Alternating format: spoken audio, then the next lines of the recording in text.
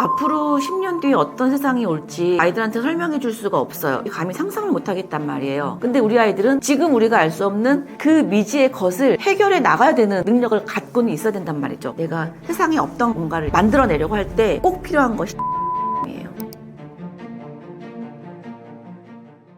AI가 따라올 수 없는 인간 고유의 능력을 키우기 위해 아이들 교육에서 가장 먼저 바뀌어야 할 것은 무엇이라고 보시나요? AI가 따라올 수 없는 인간 고유의 능력을 이제 키워 나가야 되겠죠, 우리 아이들은. 근데 요즘에 아이들이 최근 들어서, 제가 작년까지는 이런 질문을 받아본 적이 없어요. 이런 얘기를 들어본 적이 없는데 올해 들어서 듣기 시작한 아이들의 이야기가 뭐가 있냐면요, 굉장히 위험한 생각인데, 아니 선생님, 어차피 AI가 다 알아서 해줄 건데 이거 우리가 공부하는 거 필요 있어요? 어차피 제가 이렇게 공부해봤자 제가 가진 이 많은, 제가 습득하게 될 많은 정보와 지식들보다 훨씬 더 많은 것들을 그냥 짧은 시간 안에 클릭 몇 번으로 다 해결할 수 있는 건데 공부할 필요가 있어요? 라는 질문을 제가 요즘에 듣고 있거든요, 아이들한테. 맞죠? 우리 아이가 한 명 개인이 이 세상에 있는 모든 지식을 다 알 수도 없고 AI랑 뭐 붙으면은 참패를 당하겠죠. 비교할 수 없을 정도로.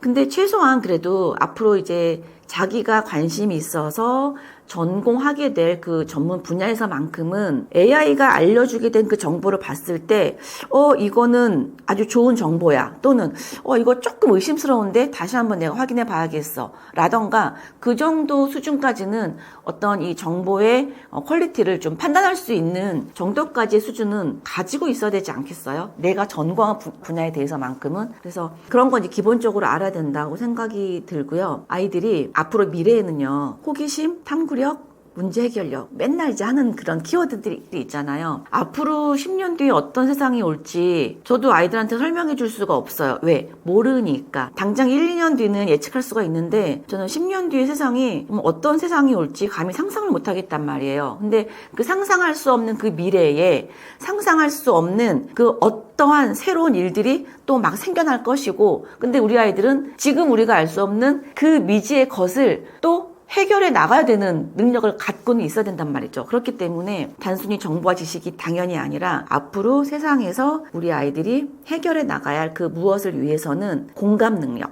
그러니까 이 세상이 필요로 하는 것이 무엇이지? 저 사람들이 저렇게 힘들게 살아가고 있는데, 저 사람들이 저런 어려움을 겪고 있는데, 저런 불편함을 겪고 있는데, 저런 것들을 해결하면 조금 더 인류가 발전되겠지? 조금 더 사람들이 행복해지겠지? 더 나아지기 위한 그 어떤 것을 위해서 아무도 생각하지 못했던 그 무엇인가를 해결해낼 수 있는 그런 아이디어와 창의력과 탐구력이 필요한 것만큼은 사실인 것 같아요. 그게 무엇인지는 지금은 알 수 없겠지만. 그리고 또 요즘에 아이들이 이런 질문 많이 하거든요. 선생님, 근데 뭐 AI 때문에 많은 직업들이 사라진다고 하고 대체가 된다고 하는데, 그러면 미래에는 어떤 직업이 유망한 직업이에요? 이런 질문도 요즘에 참 많이 하기 시작했어요. 근데 아이들이 물어보는 그 유망한 직업이라는 건 사실은 어떤 직업이 돈을 많이 벌 수 있는 직업이에요?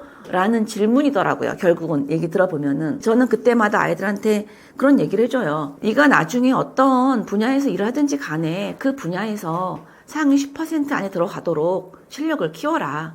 그리고 과거와는 달리 네가 나중에 전공하게 된 그 어떤 A가, 그 A 하나만으로는 답이 없을 것이다. 네가 A를 전공했다면 다른 사람이 전공한 B와 또 다른 사람이 전공한 C를 결합하고 융합하고, 또 당연히 인공지능이 결합되어서 세상이 필요로 하는 완전히 새로운, 이때까지 존재하지 않았던 그 어떤 새로운 것을 네가 만들어내야 돼. 그럼 그게 뭔데요? 나도 모르지. 10년 뒤인데. 요즘에 그런 얘기를 아이들하고 하거든요. 그래서 그때 필요한 것이 무엇인지, 아까 자기효능감 얘기를 했는데요. 무엇인가 새로운 것을 도전하고 내가 세상에 없던 것을 뭔가를 이제 만들어내려고 할 때 꼭 필요한 것이 자기효능감이에요. 내가 새로운 아이디어를 내고 이걸 하려고 할 때 내 주변 사람들이 자기효능감이 낮은 사람들이라고 한다면은 저를 이렇게 부정적인 시각으로 얘기할 수도 있거든요. 야, 그게 되겠냐? 뭐 이러면서요. 그쵸? 근데 나를 비롯해서 나도 자기효능감이 높고 내 주변에 있는 나의 인적 네트워크도 자기효능감이 높은 사람들이어야만 내가 뭔가 새로운 거를 하려고 할 때 함께 도전할 수 있고, 함께 응원할 수 있고, 함께 긍정적인 피드백을 주고받을 수 있는 그런 사람들이 결국은 세상을 바꿔나가고 리더의 자리로 올라설 수 있는 사람들이거든요. 그래서 일단 AI가 따라올 수 없는 인간 고유의 능력이라 하면은 이제 그런 부분이라고 생각이 듭니다. 부모 입장에서 아이의 미래를 위해 지금 가장 내려놓아야 할 불안이나 집착은 무엇이라고 보시나요?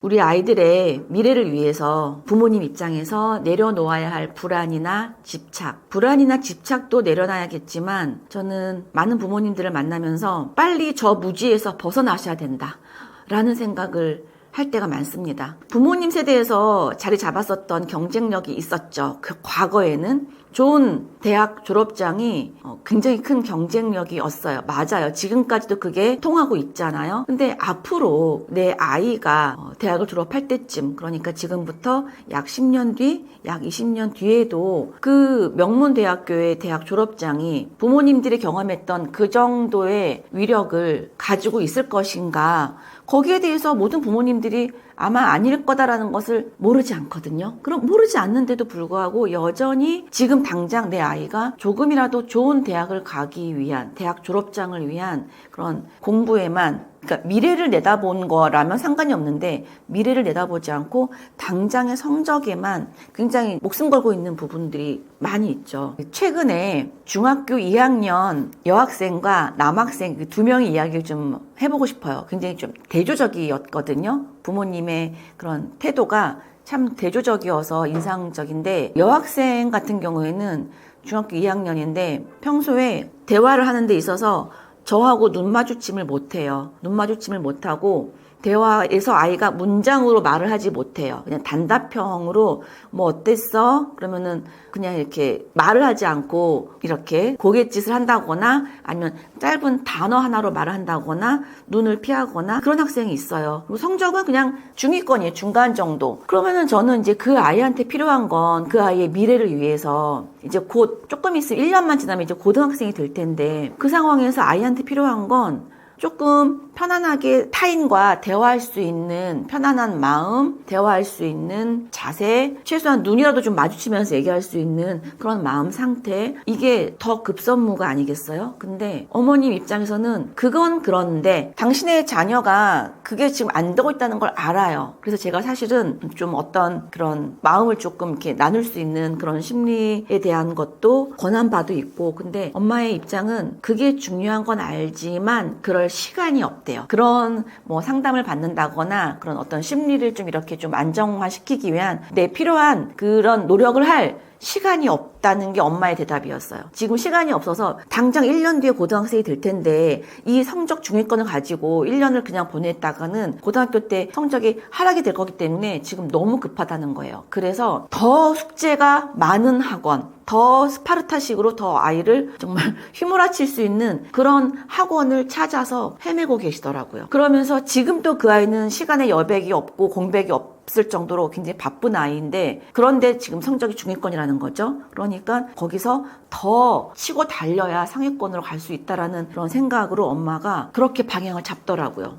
너무너무 사실 아이가 불쌍한 거죠. 그런 사례가 있는가 하면, 또 지난주에 저는 이제 분당에 있는데 2시간 반을 운전을 해서 김포에서 오신 부모님이 계셨어요. 중학교 2학년 남학생이었어요. 아이가 잘생겼고 아주 밝은 표정과 아주 좋은 태도로 아주 즐겁게 원활하게 저랑 대화를 하는 거예요. 저는 그 아이랑 딱 5분도 대화하지 않은 상태에서 얘는 굉장히 스페셜하구나 라는 걸 느꼈거든요. 보통의 중학교 2학년 학생들한테 볼 수 없었던 그런 밝은 표정과 원활한 대화가 이루어졌기 때문이에요. 근데 그 부모님을 봤더니 엄마가 아이를 옆에 있는데 대놓고 저한테 이렇게 얘기를 하시더라고요. 우리 아이는요 정말 제가 봐도 너무 훌륭해요. 근데 그게 너무 그 눈빛이나 표정에서 진심이 느껴졌거든요. 내 아들은 너무 훌륭하다라는 거예요. 생각도 바르고 항상 예의 바르고 항상 뭔가 열심히 하고 좋은 습관들을 가지고 있다라는 거예요. 매일 책도 읽고 매일 운동도 하고 이런 좋은 습관과 루틴도 가지고 있고 뭐 이런, 그리고 굉장히 우리 아들은 책을 읽으면서도 생각을 아주 많이 하는 아이라서 우리 아들은 중학교 2학년이긴 하지만 마치 미래에서 온 그 엄마 말씀이 그랬어요. 미래의 성공한 사업가가 영화에서 보는 것처럼 몸만 열 몇 살로 이렇게 온 사람인 것처럼, 시간여행 온 사람인 것처럼 너무나 인문학적 소양이 크다라는 거예요. 엄마가 그렇게 자신의 아들을 평가하고 있더라고요. 너무 보기 좋았고 너무 인상적이었어요. 근데 성적은 그 아이도 마찬가지로 중위권이에요. 아까 그 여학생도 성적이 중위권이었죠. 이 남학생도 성적이 비슷하게 중위권이었어요. 그러면서 이 어머니가 그동안 영어학원, 수학학원을 쭉 다녔었는데 성적이 이렇게 안 나오니 이제는 학원 다니는 것을 잠시 좀 멈추고 필요한 거는 개인 과외를 하면서 조금 도움을 받고 이제는 혼자서 공부할 수 있는 훈련이 좀 필요할 것 같다. 공부 방법을 제대로 알려주고 싶다라고 하면서 이제 그 김포에서 저한테 이렇게 찾아오신 거였거든요. 그래서 이제 이번에 이제 그 아이하고 학습 코칭을 이제 시작을 하게 되었는데, 저는 그런 아이는 지금 당장 중학교 때는 성적이 중위권이라 하더라도 그 아이가 고등학교 가서 성적이 굉장히 급상승할 거라는 것을 저는 믿고 있고요. 설령 그렇지 않다 하더라도, 기대한 것만큼 성적이 막 오르지 않다 하더라도 그 아이는 나중에 성인이 되어서 대학 생활을 하면서 성인이 되어서 자기가 어떠한 일을 맡아서 하게 될 때 너무나 좋은 태도로 자기 역할을 충분히 해나갈 수 있는 훌륭한 사람으로 성장할 거라는 믿음이 저는 있어요. 그런 모습을 저는 봤거든요. 부모님들이 아이의 미래를 위해서 지금 급하게 성적 그 점수에 너무 연연해하지 마시고요. 제발 좀 더 길게 좀 멀리 보셨으면 좋겠고요. 당장 어쨌든 대학 입시가 중요한 건 사실이긴 하니까 대학 입시를 중요하게 생각하더라도 분명하게 대학 입시에서 요구하는 것이 무엇인지를 또 알고 준비해야 되는 거, 이건 분명한 사실입니다. 16년을 공부해도 백수가 되는 한국 교육의 진짜 문제는 무엇인가요? 우리나라 교육이 초등학교 1학년부터 대학교 4학년까지를 본다면은 총 16년이잖아요. 근데 16년 동안 열심히 했는데도 대학을 졸업하고 아이들이 뭔가 내가 뭘 해야 될지 갈피를 잡지 못하고 또 어떤 직장을 들어가거나 어떤 일을 시작했다 하더라도 쉽게 또 그만두는 경우가 많이 있죠. 그래서 백수들이 많죠. 백수라기보다는 요즘에 그냥 알바하는 친구들이 되게 많은 것 같아요. 근데 교육이 그렇게 많이 있었어도 아이들이 좀 그렇게 힘을 갖지 못하는 거는 결국 어렸을 때부터 미래에 대한 관심이 없었던 게 아닐까라는 생각이 들어요. 그러니까 그때 당장 해야 될 거 무작정 공부하고, 입시 공부가 이제 초점이 됐겠죠. 그러니까 입시에 맞춰서 이제 불 끄기에 이제 급급하게 공부를 하다 보니까 좀 멀리 내다보는, 내 인생을 돌아보고 내가 정말 하고 싶은 게 뭐고 미래에는 어떤 경쟁력이 좀 통할까? 뭐 이런 것들에 대한 사고를 하지 못한 채 대학을 졸업하는 경우가 너무 많은 것 같아요. 그래서 결국 경쟁력을 갖추지 못한다라는 거죠. 교육이라는 게 이제 눈에 보이는 상품이 아니잖아요. 눈에 보이지 않고 미래에 내가 원하는 어떤 결과를 위해서 준비하는 이제 과정일 텐데, 사실 제가 정말 많은 학생들을 만나는데 저는 그게 제일 안타깝거든요. 본인이 뭘 하고 싶은지에 대해서 생각을 진지하게 하는 아이들이 10명 중에 1명도 없어요. 이게 현실이거든요. 너가 좋아하는 게 뭐야? 하고 싶은 게 뭐야? 관심 있는 게 뭐야? 라고 했을 때 그거에 대한 생각을 평소에 안 했기 때문에 그렇게 질문을 하면은 아이들이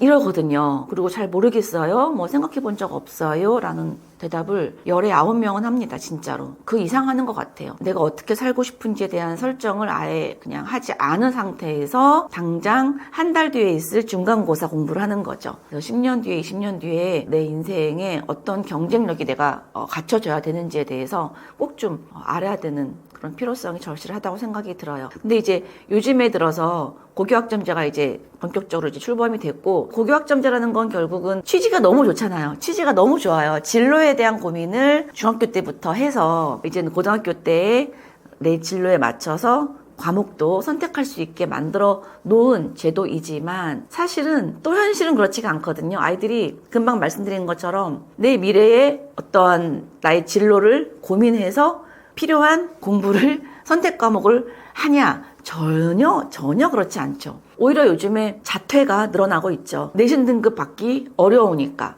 내가 진로 선택 과목을 이렇게 결정함에 있어서 진로를 고민하기보다는 어떤 과목을 선택해야 더 나은 등급을 받기에 더 유리한 걸까? 이걸 고민하고 있거든요. 뭐 아이들은 잘못이 없어요. 사실은 아이들은 잘못이 없고 이미 이제 이렇게 짜여져 있는 입시 제도의 이제 틀 안에서 아이들은 이제 움직이고 있는 건데, 그나마 부모님들이 현재 입시 제도를 알고, 왜냐면 이제 원하는 건 내 자녀의 대학 입시, 대학 진학을 성공시키는 것을 원하고 계시니까 그래도 그나마 입시 제도를 알고 준비하시는 부모님이라면 나중에 헛수고했다 하는 그런 마음으로 허탈하게 후회하는 마음이 없을 텐데 그나마 그 현재 그 평가 기준도 모르는 채 준비하고 있는 부모님들이 전 지금 현재 훨씬 더 많은 것 같아요. 그러니까 미래의 경쟁력도 키우지 못하고 그나마 또 평가 제도를 모르고 그냥 주변에 사는 것대로 그냥 막 따라가다 보니까 뭐가 중요한지 모르다 보니까 원했던 대학 입시 결과도 얻지 못하고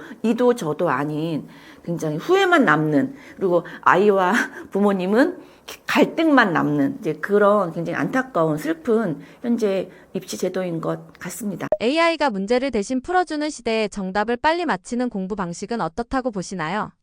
지금 우리 아이들이 공부하고 있는 과정 자체가 얼마나 깊이 사고할 수 있느냐, 얼마나 어떤 문제를 내가 제대로 해결해내기 위해서 탐구하느냐, 뭐 그런 것들에 대한 과정이 아니에요, 지금. 실제로 얼마나 빨리 이 문제들을 빠른 시간 안에, 그러니까 정해진 제한된 시간 안에 얼마나 빨리 풀어내느냐 이거든요. 그러다 보니까 거기에 맞춰서 학습이 훈련되어지고 있는 거죠. 기계적으로 이렇게 훈련을 받고 있는 건데 정답을 빨리 맞춰야 되는 거죠. 근데 그런 정답을 빨리 맞춰서 좋은 성적을 내는 그런 공부가 결국은 우리가 왜 갈증 난다고 해서 바닷물을, 소금물을 마시거나, 그리고 우리 모두가 알고 있는 아기돼지 삼형제에서 빨리 집을 짓기 위해서 지프로, 나무로 집을 짓는 거하고 아주 똑같은 이치인 것 같아요. 차근차근 어떤 내가 원하는 결과를 놓고 그 결과에 맞춰서 합당한 방법으로, 가장 적합한 방법으로 시간이 조금 걸리더라도 그 방법을 차근차근 가야 되는 게 옳다라는 건 누구나 알고 있잖아요. 사실은 부모님들도 알고 있고 뭐 이건 아이들도 다 알고 있는 너무 당연한 얘기인데, 그런 모든 일에는 원인과 결과가 있기 마련인데 사실 지금 아이들이 하고 있는 공부에 대한 결과가 어떻게 나올지는 우리는 사실 모르지 않거든요.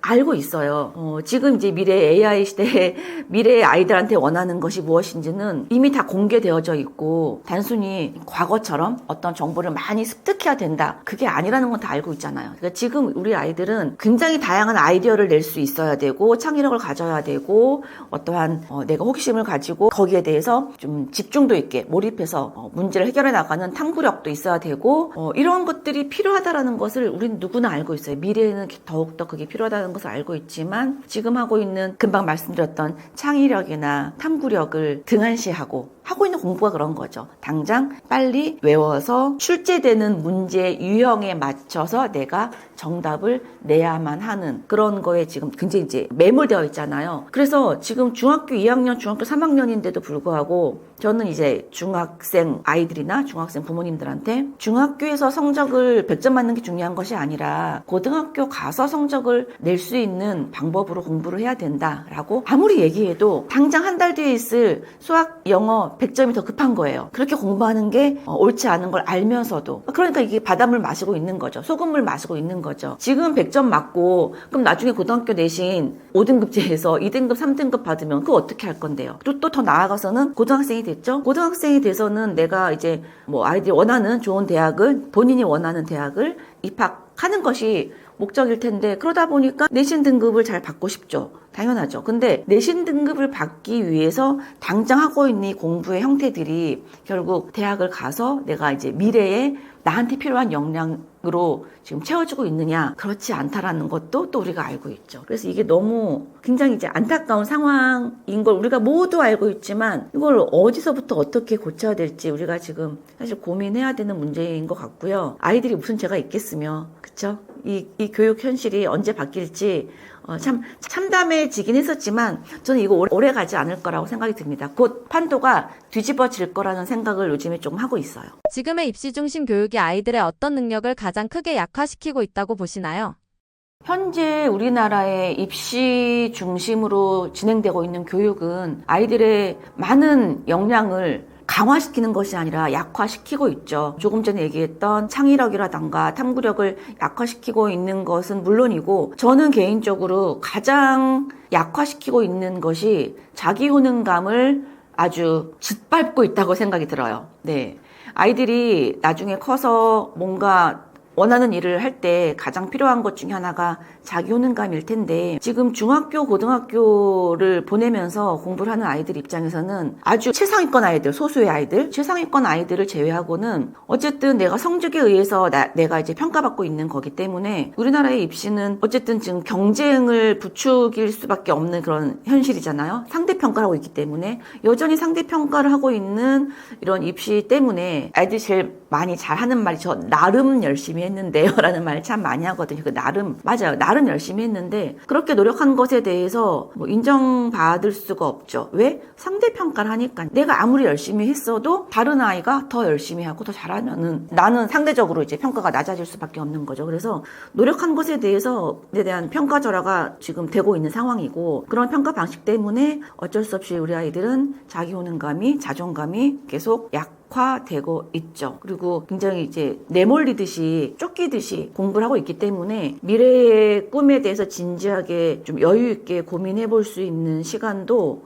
제공받지 못하고 있어요. 사실 교육을 이야기하면서 많은 분들이 요즘에 개인의 다양성을 중요하게 생각해야 된다. 개인의 상황에 맞춰서 맞춤형 교육을 해야 된다. 이런 말 참 많이 하고는 있지만 부모님들도 그런 말에 동의를 하지만 머리로는 생각으로는 동의를 하지만 사실 부모님들이 내 자녀가 막상 고등학생이 되었을 때 등급이 안 좋아서 경기 수도권 대학도 갈 수 없을 성적이다라고 한다면은 그 상황을 마주하고 있는 부모님들은 아이랑 이제 갈등을 유발하게 되는 또 상황이 만들어지거든요. 왜 제대로 안 하냐로 이제 또 푸시를 할 수밖에 없죠. 우리나라 지금 입시가 크게 수시 정시가 있다라고 한다면은 수시 같은 경우에는 대치동, 분당, 목동 뭐 이런 교육 과열 지구에서는 실제로 내신을 따기가 1등급을 받기가 너무 어렵잖아요. 일반고라 할지라도. 그래서 내신 따기가 너무 어려우니까 아이들이 안 되겠다 하면서 그냥 자퇴하는 경우도 요즘에 많이 있는 안타까운 현실이고요. 아까 말씀드린 것처럼 진로 고민을 해서 선택 과목을 이제 가져가야 되는데 진로 고민에 의한 선택 과목이 아니라 내신 따기에 유리한 선택 과목을 자기의 적성과 상관없이 하는 그런 경우도 있고 그 자체가 이제 문제가 있는 거고요. 또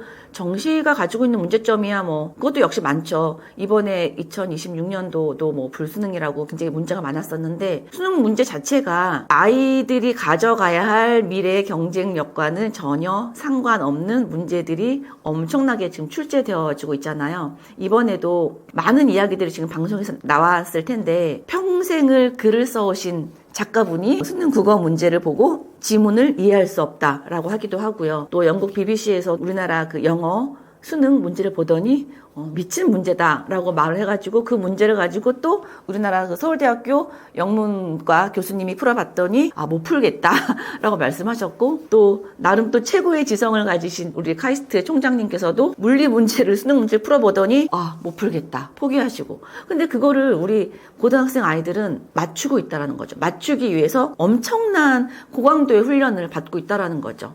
정말 학습을 위한 학습이 아니라 나의 성장을 위한 학습이 아니라 그 고강도 훈련 그런 문제를 잘 맞추는 훈련을 반복해서 굉장히 많은 시간을 들이붓고 있다라는 거죠. 그러는 과정에서 창의력이 웬 말이며 탐구력이 웬 말입니까? 그런 것들을 기대하기가 어렵고 그렇기 때문에 창의력도 키워지지 않고 탐구력도 키워지지 않은 상태에서 결국 제가 아까 말씀드린 가장 제가 봤을 때 안타까운 건 내가 나 자신을 참 별로다라고 생각하는 거죠. 내가 여기서 성과를 내지 못하고 있는 나 자신에 대해서 나는 찌질하다 라고 스스로를 굉장히 낮게 평가하는 애들이 참 많아요. 그게 제일 안타까운 것 같아요. 조기 사교육 열풍은 한국 교육에 어떤 영향을 미치고 있다고 보시나요?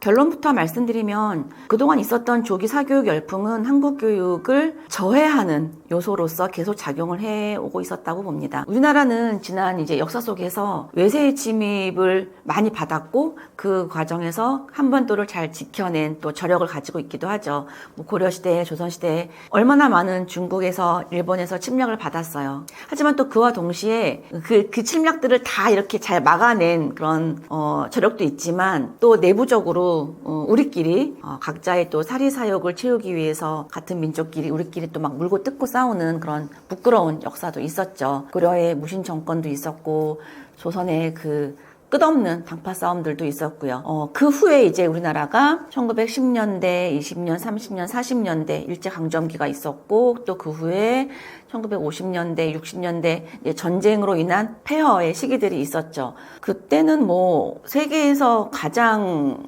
힘들고 가난하고 가장 악조건인 나라였겠죠. 그 시기에는. 근데 그 와중에서도 우리의 부모님들은 단 한 번도 포기하지 않고 끝까지 붙잡고 있었던 게 바로 교육이었던 것 같아요. 정말 우리 민족은 그 교육을 굉장히 뭐 개인의 성공을 넘어서서 뭐 가문의 영광, 뭐 나라의 번영을 위한 또 핵심 가치로 계속 끝까지 지금 붙들고 있는데 그거는 굉장히 훌륭한 사고라고 높이 평가하고 싶어요. 너무 감사하죠.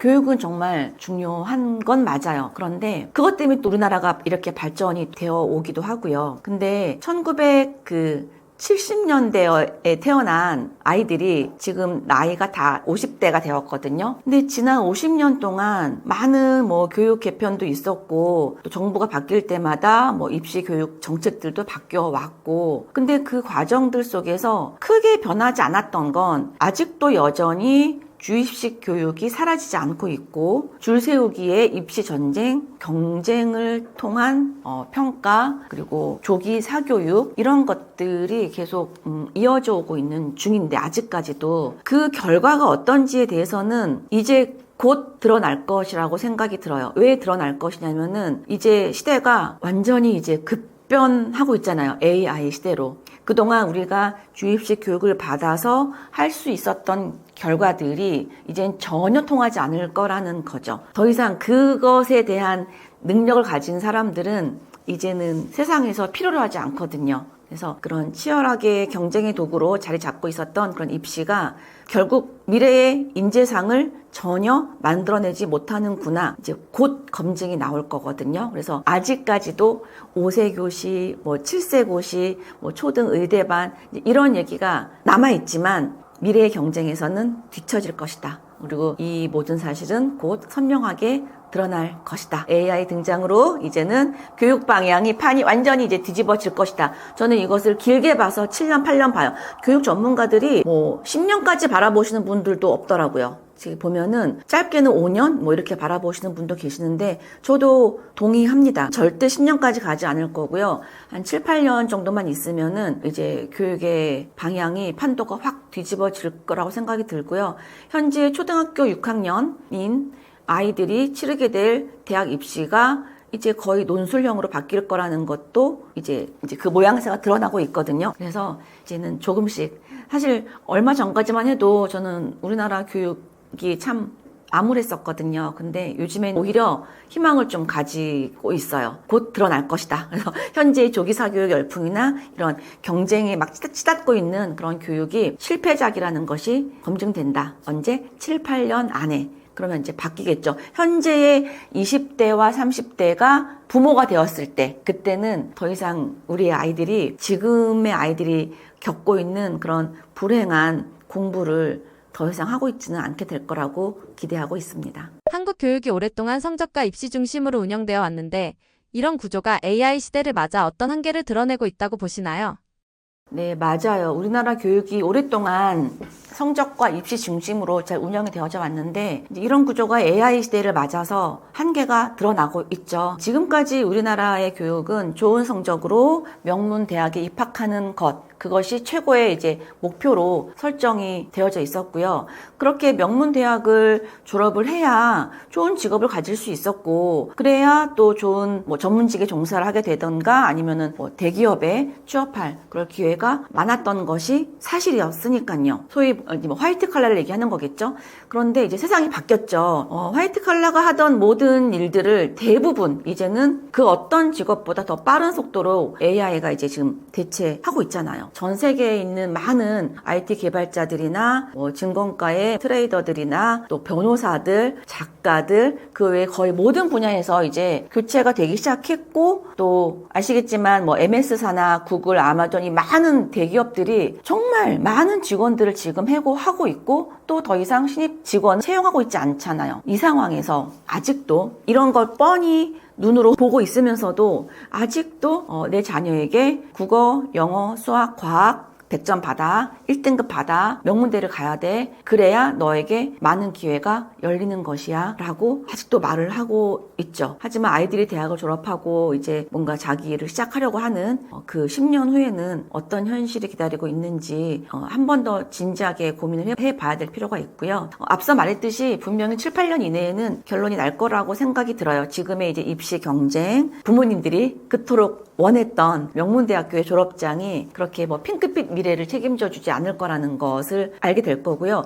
오히려 요즘에는 그동안 우리 사회가 등한시했었던 현장 일들 있잖아요. 뭐 토목기사, 배관공, 목수 뭐 이런 직업이 오히려 미래에는 유망 직업일 수도 있죠. 엔비디아 CEO인 젠슨 황이 인터뷰에서 이런 말을 했습니다. 앞으로 이제 데이터 센터라던가 AI 인프라가 많이 구축이 될 텐데 그렇게 되면 그렇게 될수록 점점 더 현장 기술자, 숙련공들의 수요가 더 늘어나게 될 것이고 오히려 그런 직업들이 더 미래의 AI 시대에 유망한 직업이 될 수 있다라고 이제 말했던 내용도 있는데 저는 그것도 동의를 하고 있습니다. 앞으로 한국 교육도 머지않아 미래를 향한 움직임이 시작될 거라고 생각하고 있어요. 요즘 아이들은 학업 성취도는 높은 반면 불안, 우울, 번아웃을 호소하는 경우도 많아지고 있는데 이 현상은 교육의 어떤 균형이 무너졌다는 신호라고 보시나요? 요즘에 중고생 학생들 중에서 우울증이나 뭐 무기력증이나 아니면 뭐 ADHD나 뭐 여러 가지 증상으로 인해서 약을 복용하고 있는 학생들은 제가 봤을 때는 약 10% 정도 되는 것 같아요. 정확한 수치는 아니에요. 제가 경험한 아이들만 그렇습니다. 한 10명 중에 1명 정도는 그렇게 약을 좀 복용하고 있는데 꼭 뭐 약 복용 얘기를 떠나서라도 많은 아이들이 요즘에 불안해하고 우울해하고 무기력증, 뭐 번아웃 이런 것들을 이제 호소하고 있거든요. 교육의 균형이 무너졌기 때문에 그런 신호가 이제 오는 거고요. 우리 감정에 있어서 우리의 이제 그 뇌에서 분비되는 신경 전달 물질이 있는데 우리 감정에 굉장히 중요한 역할을 이제 하고 있죠. 감정을 조절하는 뭐 세로토닌이나 노르에프네프린 이런 신경 전달 물질이 아이들의 정서, 기억, 뭐 수면, 식욕 이런 것들 다 조절해주고 있거든요. 근데 스트레스가 계속 지속이 되면서 그런 신경 전달 물질들이 불균형이 생기고 그 불균형 때문에 이제 뇌가 감정을 통제하지 못하는 거예요. 그러면서 아이들이 그런 우울감에 이제 시달리게 되는 거거든요. 그러면은 어떤 스트레스가 과연 그 아이한테 지속적으로 갔냐라는 거죠. 스트레스라는 게 어쨌든 어떤 외부 자극에 의해서 내가 갖게 되는 굉장히 부정적인 그런 이제 감정인데 여러 가지 원인이 있겠지만 학생들 입장에서는 일단은 부모님으로 받는 스트레스가 저는 상당히 많은 비중을 차지하고 있다고 봐요. 아이가 현재 가지고 있는 공부 그릇이 있단 말이에요. 그 아이가 유아기와 초등시기, 중등시기를 이렇게 쭉 거쳐오면서 그러니까 최소한 뭐 12년, 13년, 15년 이 정도의 시간을 아이가 이제 성장해 오면서 만들어져 있는 그 아이가 학습을 할 수 있는 그 학습에 대한 공부 그릇이 크기가 있는데 부모님은 그 그릇의 크기를 가늠하지 못한 채 너무 과도한 양을 막 꾹꾹 담으려고 하다 보니까 차고 넘치는 거죠. 그게 이제 스트레스로 발현이 되는 건데 걸맞지 않는 그런 과도한 기대나 요구가 지속적으로 이제 압박으로 작용을 하는 거죠. 아이한테. 그래서 그런 것들을 부모님이 내 자녀에게 공부 그릇을 키워주지 않은 상태에서 그런 압박을 준다라는 거는 아이가 스트레스를 받을 수밖에 없는 상황으로 내몰고 있는 거고요. 꼭 부모의 어떤 그런 과도한 뭐 공부 스트레스, 공부 압박이 아니라 하더라도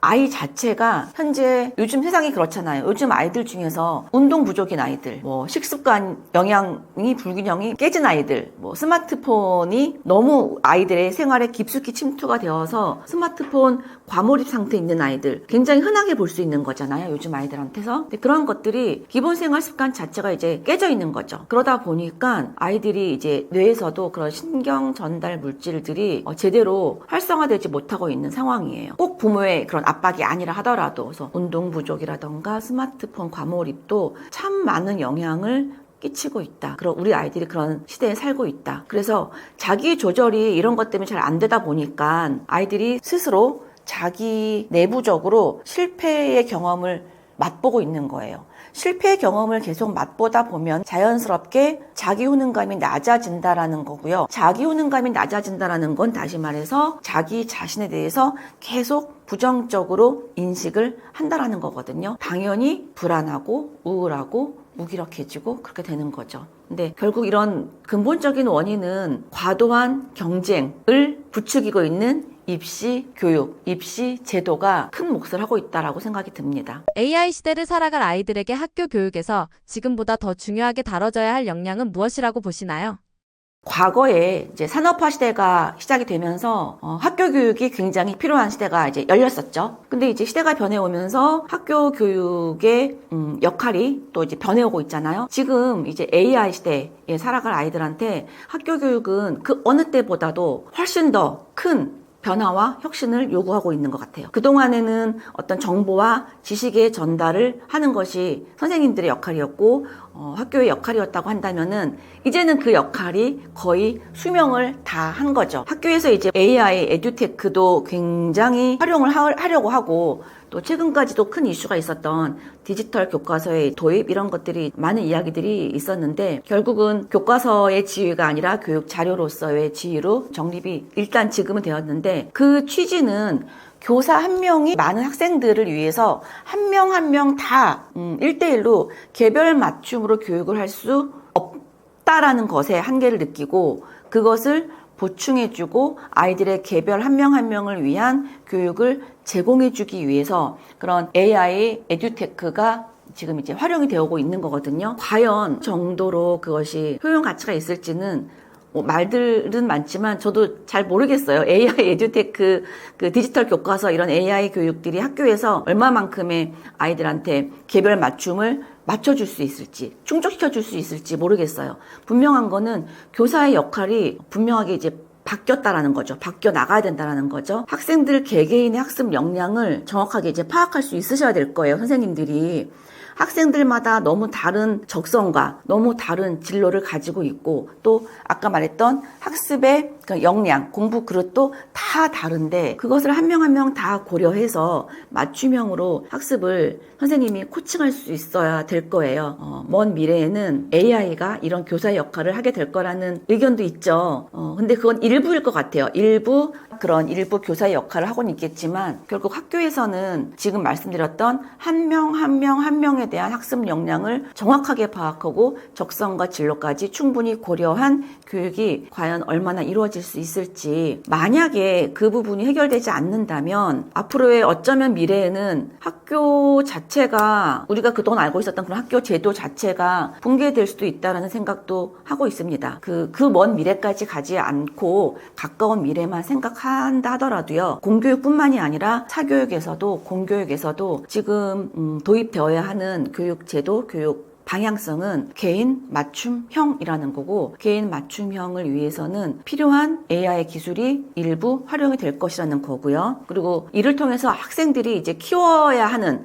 학교든 사교육이든 아이들한테 키워줘야 되어야 하는 역량들은 AI 기술 자체를 아이들이 습득하는 것이 아니라 그 AI를 내가 그 위에 올라서서 잘 활용할 수 있고 잘 다룰 수 있는 능력을 키워야 될 것이고 세상이 앞으로 미래의 세상이 앞으로 필요로 하는 그 어떤 새로운 문제를 호기심을 가지고 찾아내고 끝없이 여기서 무엇이 더 필요한 것인가, 무엇이 이 문제를 해결하기 위해서는 어떻게 해야 될 것인가를 끝없이 질문해내는 그런 능력을 우리 아이들이 키워 나가야 될 능력인 거예요. 그것을 키워줘야 하는 것이 교육이고요. 그래서 그런 문제를 해결해 나가는 과정에서 아이들이 집요하게 포기하지 않고 많은 시행착오를 거치더라도 결국은 포기하지 않고 끝까지 해내는 집요한 탐구 능력이라던가 혼자 하는 것이 아니라 많은 사람들과 함께 소통하면서 협업할 수 있는 그런 능력까지도 아이들이 키워내야 하는 미래의 역량이고 교육에서는 학교에서는 그런 것들을 담당해야 된다. 그것을 담당하지 못할 정도로 혁신이 일어나지 못한다면 학교가 아마 미래에는 어쩌면 학교가 그 역할을 하지 못한다면 붕괴되겠죠. 저는 그렇게 예상을 하고 있습니다. 부모 입장에서 뒤처질까봐 불안해 사교육을 선택하는 경우가 많은데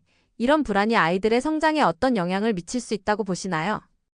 네, 맞습니다. 많은 어머님들이 학습 상담을 하면서 자녀의 학습에 대해서 고민을 하면서 굉장히 많이 하시는 표현이 이렇게 하다가 우리 아이가 나중에 뒤처질까 봐요.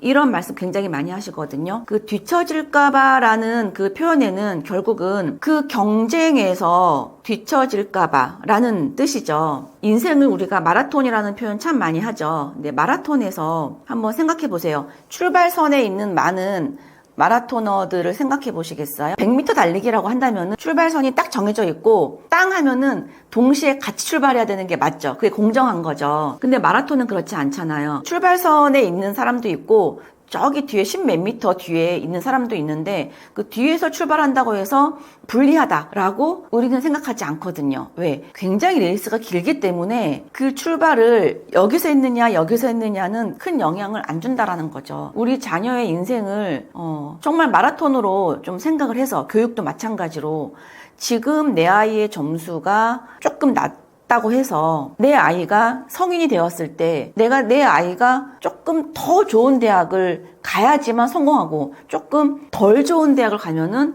성공과는 거리가 멀어질 것 같고 이런 불안은 누차 말씀드리지만 과거에는 그 말이 조금 일리가 있었던 말일 수 있겠지만 앞으로 미래에는 전혀 그렇지 않다는 것을 분명하게 아셨으면 좋겠고 그런 미래의 경쟁력이 무엇인가에 대한 무지로 인해서 잘못된 선택을 하시는 경우가 굉장히 많은데 결국 그 피해는 고스란히 자녀가 가져가는 거거든요. 가장 큰 피해자가 자녀라고요. 최근에 또 어떤 사례가 있었냐면요. 초등학교 때부터 말이죠. 이 아이가 책을 굉장히 싫어했대요. 그러니까 책을 거의 안 읽었대요. 독서량이 거의 없었고 그러다 보니까 기초 지식이 없는 거예요. 중학생인데 어휘력도 굉장히 부족하고요. 문해력 당연히 부족하고요. 굉장히 심각한 수준이에요. 근데 그걸 엄마가 알고 있어요. 그런데 그러면은 내 아이가 지금 그런 상황이라고 한다면은 당장 내 아이한테 제공해 주어야 할 것은 무엇이겠어요? 지금이 책을 같이 조금 쉬운 책부터요. 쉬운 책부터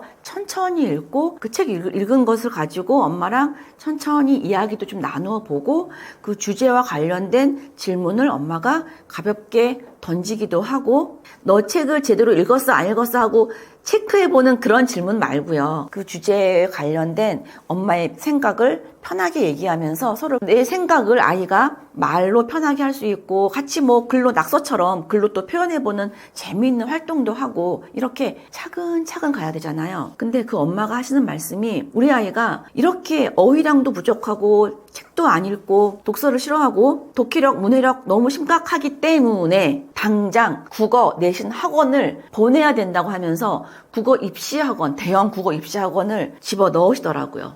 예상되는 결과는 뻔하죠. 저는 정확하게 알고 있습니다. 그런 상태에서 국어 입시학원, 그거 내신학원에 가서 문법 공부하고 외워야 되고요. 숙제 엄청 해가야 되고요. 그 긴 지문을 읽었을 때 전혀 이해하지 못하는, 전혀 사고할 수 없는 그 지문들을 읽으면서 아이는 굉장히 패배감을 느낄 것이고요. 굉장히 자존감은 더 떨어질 것이고요. 전혀 배경 지식도 없는 상태에서 그 지문을 뭐 어떻게 해요? 그 아이가 그걸 외워야 되나요? 아니잖아요. 그래서 읽는 힘이 절대로 키워지지 않을 것이고요. 나중에 고등학교 가서 그 아이는 국어는 물론 영어도 1등급 못 받을 겁니다. 독해력이 준비되지 않은 아이가 어떻게 영어 1등급을 받을 수 있겠으며 당연히 수학, 과학, 탐구 어떤 걸 아무리 열심히 그 아이가 공부한다 하더라도 절대로 상위권은 불가능합니다. 그런 결과가 너무 뻔한데도 불구하고 왜 내 아이가 부족한 게 무엇이니까 내 아이의 이 부족함을 어떻게 차근차근 채워서 미래에 조금 더 좋은 역량을 키울 수 있을까를 생각하지 못하고 왜 당장 중학교 2학년 때 볼 국어 점수가 뭐가 그렇게 중요해요. 그거 국어 점수 지금 50점이니까 빨리 80점으로 올리기 위한 그 노력을 국어 내신 학원을 보내는 것으로 엄마는 조금 위안을 삼고 있다는 거죠. 굉장히 엄마의 무지로부터 나온 선택이고요. 가장 큰 피해자는 결국 자녀라는 거고요. 수학도 마찬가지예요. 수학 중학교 2학년인데 현재 수학 성적이 중간이에요. 중간 그 아래예요. 50점, 60점 받아요. 아래죠. 그런데 잘못된 정보로 고등학교 선행을 해야 된다라는 잘못된 정보로 잘못된 정보가 아니라 고등학교 1학년 1년 수학 선행을 하고 들어가야 되는 게 맞습니다. 그런데 그거는 현행이 되었다라는 전제 하에 말씀을 말씀을 드리는 거고, 현행이 어느 정도 되었을 때에는 중3 졸업하기 전에 고등학교 1학년 수학을 1년 정도 선행을 하고 들어가는 것이 바람직한 건 맞아요. 근데 현행도, 그러니까 현재 중학교 2학년, 중학교 3학년이 현재 하고 있는 것도 해결해내지 못하고 있는데 무조건 고등학교 1학년, 더 나아가서는 고등학교 2학년 선행까지 과도하게 하는 엄마들이 있다니까요. 아주 의미 없는 거고 시간 낭비하는 거고 아이를 굉장히 더 큰 늪으로 빠져들게 만드는 그런 선택을 하세요. 왜? 저는 그거는 무지라고 생각해요. 부모님의, 어머님의 무지. 네, 그래서 뒤처질까봐 불안해서 라는 것은 말도 안 되는 변명이고 핑계이죠. 앞으로 한국 교육이 입시 중심 구조에서 벗어나기 위해 사회적으로 가장 먼저 바뀌어야 할 인식이나 시스템은 무엇이라고 생각하시나요?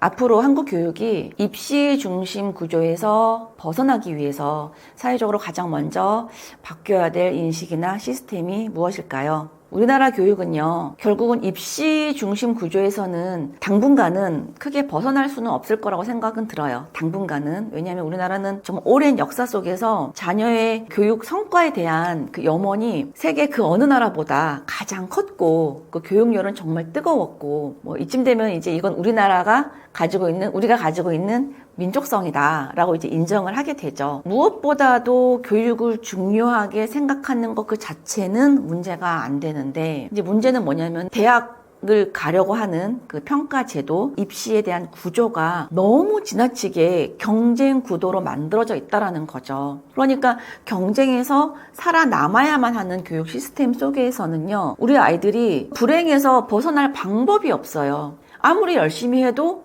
내가 쟤보다 못하면 나는 잘한 게 아니잖아요. 우울할 수밖에 없죠. 마음이 힘들 수밖에 없죠. 그래서 지금 모 교수님은 대학의 서열화를 국립대학교가 다 이렇게 서로 이렇게 연대해야 된다, 뭐 이런 또 주장을 펼치시기도 하고, 어느 정도 저도 당연히 공감을 하고 있긴 한데, 대학의 서열화를 끝까지, 대학의 그 레벨이 있잖아요. 그 서열화를 끝까지 좀 이렇게 지켜내고 싶어 하는, 이익, 단체, 권력이 있죠. 그렇기 때문에 쉽게 바뀌지는 않을 거라고 생각이 들어요. 그래서 어차피 수년 내에는 대학 졸업장의 파워가 약해질 거예요. 약해질 거긴 하지만 존재는 할 거란 말이죠. 그래서 당장 경쟁 중심의 그 대학 입시가 공교육에서 크게 변환되지 않을 거고, 그렇다고 한다면은 어떤 변화와 혁신이 일어나지 않는다면 앞으로 미래에는 사람들은 학교를 뭐 떠나게 될 수도 있다라는 생각도 이제 하고 있는데, 중요한 건 그런 상황이 오기 전에, 그러니까 어떤 상황이냐면은 대학이 그런 서열화가 좀 사라지는 그런 상황이 올지 안 올지 모르지만, 그런 상황이 오기 전에 먼저 우리 아이들이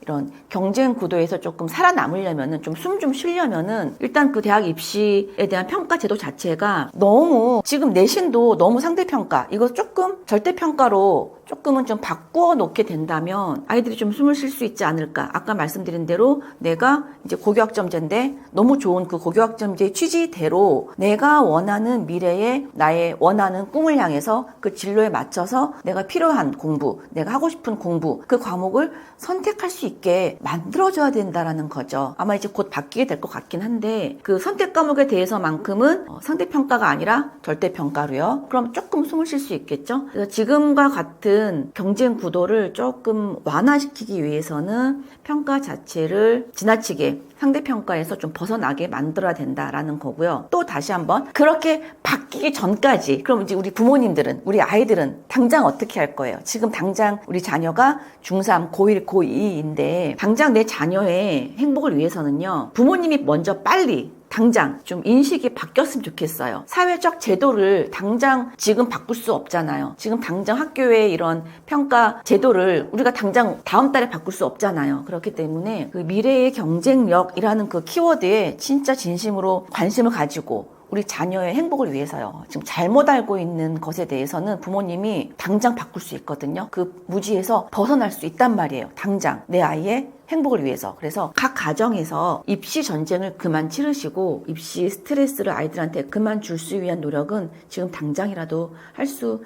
있다고 생각이 들어요. 그래서 아이의 꿈과 아이의 미래에 대해서 이야기를 천천히 나누면서 차근차근 우리 아이가 지금 필요로 하는 것이 무엇인지에 대해서 대화를 좀, 마음을 좀 내려놓고요. 그것을 시작하는 것부터 출발되었으면 좋겠습니다. 대표님 보시기에 미국과 한국 명문대 학생들이 지닌 결정적인 차이는 무엇인가요? 그 한국에 있는 학생들이 제공받고 있는 교육과 미국의 학생들이 교육받고 있는 그 환경은 참 많이 차이가 있구나, 다르다라는 것을 그동안은 들어서 알고 있었는데 요즘은 제가 이제 직접 경험을 좀 하고 있는 것들이 있어요. 저희 막내가 지금 고등학교 1학년이거든요. 근데 그 아이가 지금 고등학교 입학을 텍사스에 있는 고등학교에 입학을 했습니다. 이 아이는 옛날에 초등학교 1학년 때 우연히 TV를 보다가 그 로봇 과학자이신 데니스 홍 교수님을 방송에서 보게 된 거예요. 그러면서 멋있었나 봐요. 자기는 로봇 과학자가 되겠다고 그때 꿈을 딱 갔더니 바뀔 줄 알았는데 안 바뀌고 꾸준히 자기는 로봇 과학자가 되겠대요. 그러면서 자기는 데니스 홍 교수님이 있는 미국에 가서 데니스 홍 교수님한테 제자가 되겠다고 미국에 가는 꿈을 가졌었거든요. 근데 그 꿈을 놓지 않고 잘 키워와서 이 아이가 실제로 분당에 있는 중학교에 1학년까지 이제 마치고 국내에서 준비를 해가지고 고등학교를 입학하게 됐습니다. 텍사스에. 근데 이 아이가 지금 목표하고 있는 학교가 있어요. 그 텍사스 주에 있는 그 A&M 대학교의 기계공학 관련 학과에 나는 입학을 하겠다라는 이제 목표를 가지고 공부를 하고 있어요. 근데 저희 막내가 다니고 있는 학교는 국제학교가 아니라 텍사스 주에 있는 현지 그냥 고등학교거든요. 그러니까 다 이제 현지인들인 거예요. 학교 친구들이. 제가 물어봤어요. 지난번에도 학교에서 시험을 봤다고 하길래 되게 열심히 하더라고요. 우리 아이는 되게 열심히 하는데 너네 학교 친구들도 이렇게 대학 진학에 대한 목표가 정확하게 있냐, 열심히 하냐라고 물어봤을 때 하는 애들 몇 명만 한대요. 하는 애들 몇 명만 대학을 가기 위해서 공부를 하고 대부분의 아이들은 딱히 뭐 대학을 목표로 하고 있지는 않다고 하더라고요. 그리고 아, 진짜 우리나라하고 많이 다르구나. 우리나라에서는 대학을 잘 가든 못 가든 어쨌든 당장 공부하고 있는 것 자체는 내신 등급을 잘 받기 위해서 왜? 원하는 대학 진학을 하기 위해서 결국은 대학 입시라는 목표를 두고 지금 하고 있잖아요. 근데 아들 얘기를 들어봤을 때는 많은 아이들이 대학 진학에 목표를 두고 있지는 않다라고 얘기를 하고 성적 상승에 대한 강한 욕구가 별로 없대요. 그냥 되게 여유 있게 생활한다고 하더라고요. 아, 굉장히 시간에 여백을 가지고 미국의 고등학교 아이들이 살고 있구나. 그런 얘기를 들었어요. 들었고 어쨌든 한국에서는 공부를 열심히 해서 어떤 일정한 수준에 도달이 된다 하더라도요. 해도 끝이 없잖아요. 열심히 해도 결국 경쟁에서 밀린다면 다시 상위 10%에 내가 들어가지 못한다면 열심히 한 게 의미가 없게 되는 거죠. 내가 내신 1등급을 받아야 되고 상위 10% 안에 들어가야 되는데 열심히 했지만 결국 90%의 아이들은 절대로 1등급 할 수가 없잖아요. 절대로 90%의 아이들은 가져갈 수 없는 게 1등급이에요. 그렇기 때문에 노력을 했다는 것 자체가 아이한테는 굉장히 허무하게 느껴질 수도 있고 힘 빠지는 일이 되는 거죠. 근데 미국에서는 어쨌든 봉사활동이라던가 다양한 뭐 스포츠 활동이라던가 계속 같이 막 팀플레이 하면서 발표하고 이런 활동을 굉장히 많이 하고 있어요. 보면은 뭐 대학을 꼭 가야겠다는 강박도 없고요. 그래서 아이의 얘기를 좀 들어보면은 확실히 다르구나. 이걸 요즘 계속 듣고 있고 참 재미있게 그 얘기를 듣고 있어요. 근데 저희 어렸을 때 보면은요. 저 어렸을 때는 학교 갔다가 오면은 숙제 조금 하고 나서 시간이 남으니까 방바닥에 누워서 이제 빈둥빈둥 오늘의 놀 계획을 잡아보는 거죠. 누구네 집에 가서 누구를 불러내서 고무줄 놀이를 할지 다방구를 할지 놀이 계획을 막 잡아요. 그리고 가요. 가서 뭐 누구야 놀자 뭐 이렇게 해서 친구를 불러내죠. 근데 친구가 있을 수도 있고 없을 수도 있고 계획했던 놀이가 뜻대로 되지 않죠. 그럼 또 이제 계획을 수정해서 다른 친구 집에 가서 다른 친구를 또 불러내야 되고 다양한 놀이 시간을 계획해 볼 수 있었던 그런 시간의 여백이 참 있었던 것 같아요. 근데 요즘의 아이들이 그런가? 요즘에 초등학생 아이들이 시간의 여백이라는 게 있나요? 굉장히 촘촘하게 짜여져 있잖아요. 학교 갔다 오면 교문을 나오면 바로 셔틀버스를 타서 어디 학원을 가야 되고 그 학원 끝나면 또 바로 셔틀버스를 타고 다른 학원을 가야 되고 갔다 오면은 집에 와서 저녁을 먹고 몇 시부터 몇 시까지는 또 어떤 숙제를 해야 되고 그 숙제가 끝나면은 책 한 권을 읽어야 되고 의무적으로 그리고 이렇게 다 촘촘하게 계획이 짜여져 있는 아이들이 많아요. 내가 혼자서 나의 시간을 계획하고 실행해보고 수정해보고 이럴 수 있는 기회가 참 없는 게 우리나라 아이들의 좀 특징인 것 같고요. 현재 일단 중고등학교 학교 생활만 보더라도 미국이랑 우리나라는 그런 여백이 없구나, 우리나라는. 이런 생각이 많이 들고 있습니다. 한국 학생들은 학업 성취도는 매우 높은데도 글로벌 무대에서는 한계를 느낀다는 지적이 나오는 이유는 무엇인가요? 우리나라 한국 학생들이 공부 시간에 투자하는 게 어마어마하잖아요. 아주 오래전에 TV에서 세상에 이런 일이라는 프로가 있었거든요.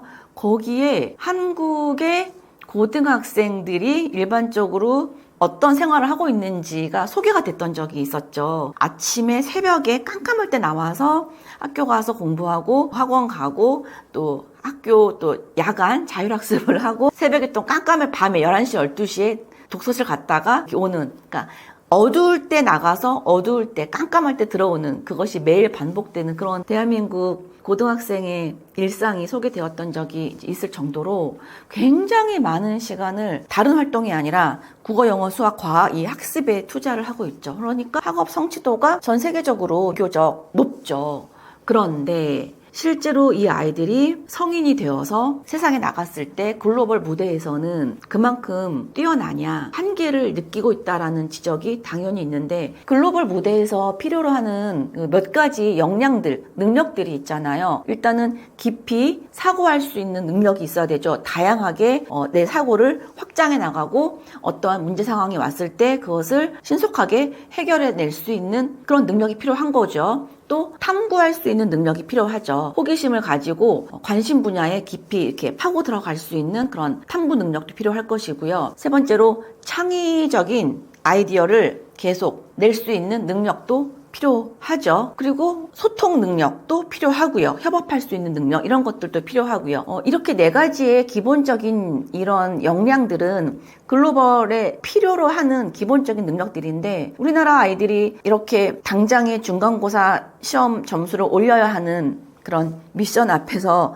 그것에만 최선을 다하고 있기 때문에 사고할 수 있는 능력에서 한계를 느낄 수밖에 없죠. 조금 아까 말씀드렸잖아요. 시간에 여백이 없어요, 아이들이. 그러니까 한국 학생들은 너무 타이트해요. 공부 외에는 다른 걸 할 수가 없어요. 굉장히 타이트하게 하루 일과가 짜여져 있고요. 그리고 두 번째로 탐구할 수 있는 능력이 있으려면 기본적으로 먼저 호기심이 나와줘야 되는 건데, 내 관심 분야에 대해서 내가 궁금해하고 물음표를 던지고 호기심을 가져야 되는데, 근데 당장 우리 아이들은 그럴 여유가 허락되지 않죠. 당장 시험 점수를 올려야 되거든요. 당장 문제풀이를 빨리 해야 되고, 당장 암기해야 될 것들을 내일까지 다 암기해야만 하고, 당장 이 문제 유형들을 다 파악해서 고난도 문제까지 내가 오답 처리를 빨리 해내야 되고, 이렇기 때문에 그렇게 내가 질문하고 호기심을 가지고 물음표를 던질 만한 시간의 여유가 없기 때문에 그런 탐구 능력을 키울 수가 없죠. 그리고 창의적인 아이디어를 발현할 수 있느냐? 마찬가지예요. 원래 창의적인 것은요, 아무것도 없는 무에서 짠 나오는 것이 아니라 다양한 어떤 기본적인 경험치가 있어야지만 그 경험치, 내가 경험한 것들로 인해서 어떠한 새로운 것들이 또 나올 수 있는 거거든요. 창의적이라는 것은 무에서 유를 창출하는 것이 아니잖아요. 근데 그렇게 아이들이 경험치가 부족하다 보니까, 다른 다양한 것들을 많이 해본 경험이 없다 보니까 해보고 실패하고 다시 도전하고 그런 시행착오의 경험도 많이 없어요. 그러다 보니까 창의적인 아이디어를 발현해낼 수 있는 능력도 부족할 수밖에 없죠. 또 소통 능력. 정말로 많이 이야기 나누고 내가 내 생각을 편하게 이야기하고 글을 쓰고, 이런 경험을 얼마나 많이 하겠어요. 지금 중학교, 고등학교에서 그런 취지로, 좋은 취지로 여러 가지 수행평가를 하기도 하고요. 뭐 글로 쓰고 말하고 발표하고 이런 것들을 협업 능력이나 이런 소통 능력을 키우기 위해서 많은 수행평가가 준비되어 있는 건 사실이지만, 그조차도 결국 내신 점수에 반영이 되는 거거든요. 그러다 보니까 이 수행평가의 과정에서요, 수행평가로 주어진 그 많은 미션들을 아이들이 진정한 의미로, 진정한 경험으로 충분히 생각하고 고민하는 그런 과정이 있는 것이 아니라, 어떻게 하면 이것을 또 내가 이 수행평가 점수를 잘 받을 수 있을지에 대해서 목표가 있으니까 그 수행평가하는 과정도 이걸 도와주는 또 학원들이 또 있잖아요. 이런 능력들을 아이들이 충분히 키울 수 있을 만큼 현재 우리나라의 교육 현실이 제공되어 있지 못해요. 그렇기 때문에 당장 그날 아이들이 많은 학업에 치우쳐 있긴 하지만 글로벌 무대에 나가서는 이런 사고력이나 탐구력, 또 창의력, 이런 소통 능력, 협업 능력 이런 것들에 대해서는 상당히 뒤처질 수밖에 없습니다. 요즘 AI 시대에 질문하는 능력이 중요하다고 하는데 이 능력이 학생의 성장과 진로에 어떤 영향을 미치나요? 지금 우리 아이들이 살아가고 있는 또 앞으로 살아가게 될 이 AI 시대에서는 지금 우리 아이들이 질문하는 능력을 이제 키워 나가야 하는 것이 굉장히 중요하죠. 이 능력이야말로 우리 아이들이 앞으로 성장과 진로에 있어서 굉장히 큰 영향을 미치게 될 텐데요. 요즘에는 조금 모르는 것이 나타났을 때 바로 해결할 수 있죠. 예전에는요, 뭔가 내가 모르는 게 있고 좀 궁금한 게 생겼을 때는 옛날 얘기지만 백과사전을 꺼내서 막 찾아보기도 하고요. 또 뭐 공부하다가 모르는 단어가 나오면은 영어 사전을 펼치기도 하고요. 너무 옛날 얘기죠. 이렇게 시간이 걸렸지만 알아내는 과정, 알아가기 위해서 내가 뭔가 시간을 투자하는 그 과정 속에서, 그리고 알아보는 과정 속에서 지금처럼 AI가 알려주는 것처럼 아주 일목요연하게 그 방대한 자료가 잘 정리되어져서 나한테 제공되어지는 것이 아니라 하나씩 찔끔찔끔 알아가는 과정이었잖아요. 옛날에는. 그렇게 알아가는 과정 속에서 계속 새로운 질문들이 또 생겨나고 또 생겨나는 그런 시간들까지도 저는 우리들은 제공받았었죠. 근데 지금은 너무 빨리, 그러니까 과거에는 며칠에 걸쳐서 겨우 알아낼 수 있었던 그런 내용들을 지금 우리 아이들은 뭐 바로 1분도 걸리지 않아서 즉시 해결이 가능해졌고, 그러다 보니까 사실 그런 것에 의존하기 시작한 거죠. 예를 들면 운전할 때에도 내비게이션이 없으면 내가 맨날 가는 그 곳도 헷갈리기 시작하고요. 예전에는, 너무 옛날 얘기를 하네요. 옛날에는 저희 가족 전화번호, 친한 친구 전화번호 최소한 10개는 외울 수 있었거든요. 근데 저는 지금 저희 자녀의 핸드폰 번호도 지금 헷갈릴 정도로 핸드폰 번호 하나 지금 외우지 못하는 상황이 됐죠. 인공지능의 발달로 인류 전체가 지금 굉장히 막 지니어스가 되어 있지만 굉장히 똑똑해진 것 같긴 한데, 사실 한 명을 봤을 때는 혼자서는 정말 핸드폰이 없으면, AI가 없으면은 아무것도 내가 혼자 해결할 수 없는 것 같은 그런 막 바보가 되어 가고 있는 것 같은 느낌이 들 정도예요. 그런데 이 내가 할 수 있는 모든 일들을 이제는 AI가 더 잘할 수 있게 되었고, 그러면 앞으로 이 세상은 나를 더 이상 필요로 하지 않게 되진 않을까라는 생각도 이제 하게 되죠. 하지만 이제 AI가 결국 할 수 없는, 나만이 할 수 있는, 우리 인간만이 할 수 있는, 그리고 나만이 할 수 있는 어떤 고유의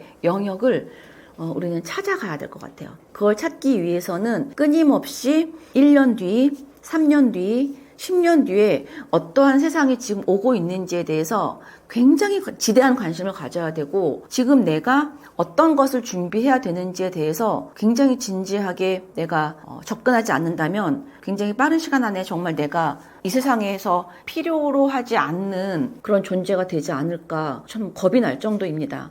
저는 제가 이제 학생들을 대상으로 학습 코칭을 하고 있는데, 저는 솔직히 가장 마지막은 아니더라도 가장 오랫동안 길게 살아남을 수 있는 일이라고 생각을 했었어요. 학습 코칭이.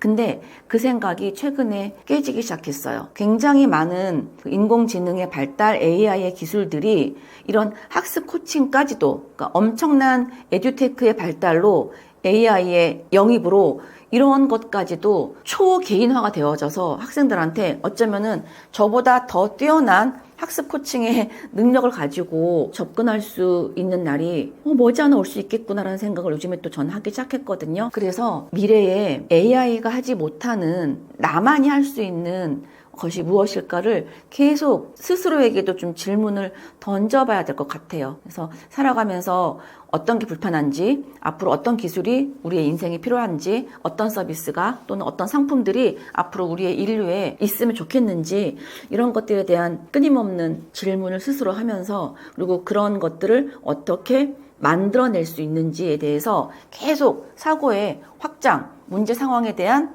어떤 개선, 변화들을 가능하게 만들기 위해서는 당연히 필요한 건 끊임없는 질문을 해낼 수 있는 그런 능력이야말로 지금 우리 학생들한테 절대적으로 필요한, 키워야 하는 능력이라고 생각이 듭니다. 한국은 여전히 성적과 스펙 중심인데 미국 대학들은 비교과 활동과 리더십을 중시하는 경향이 강한 이유는 무엇인가요?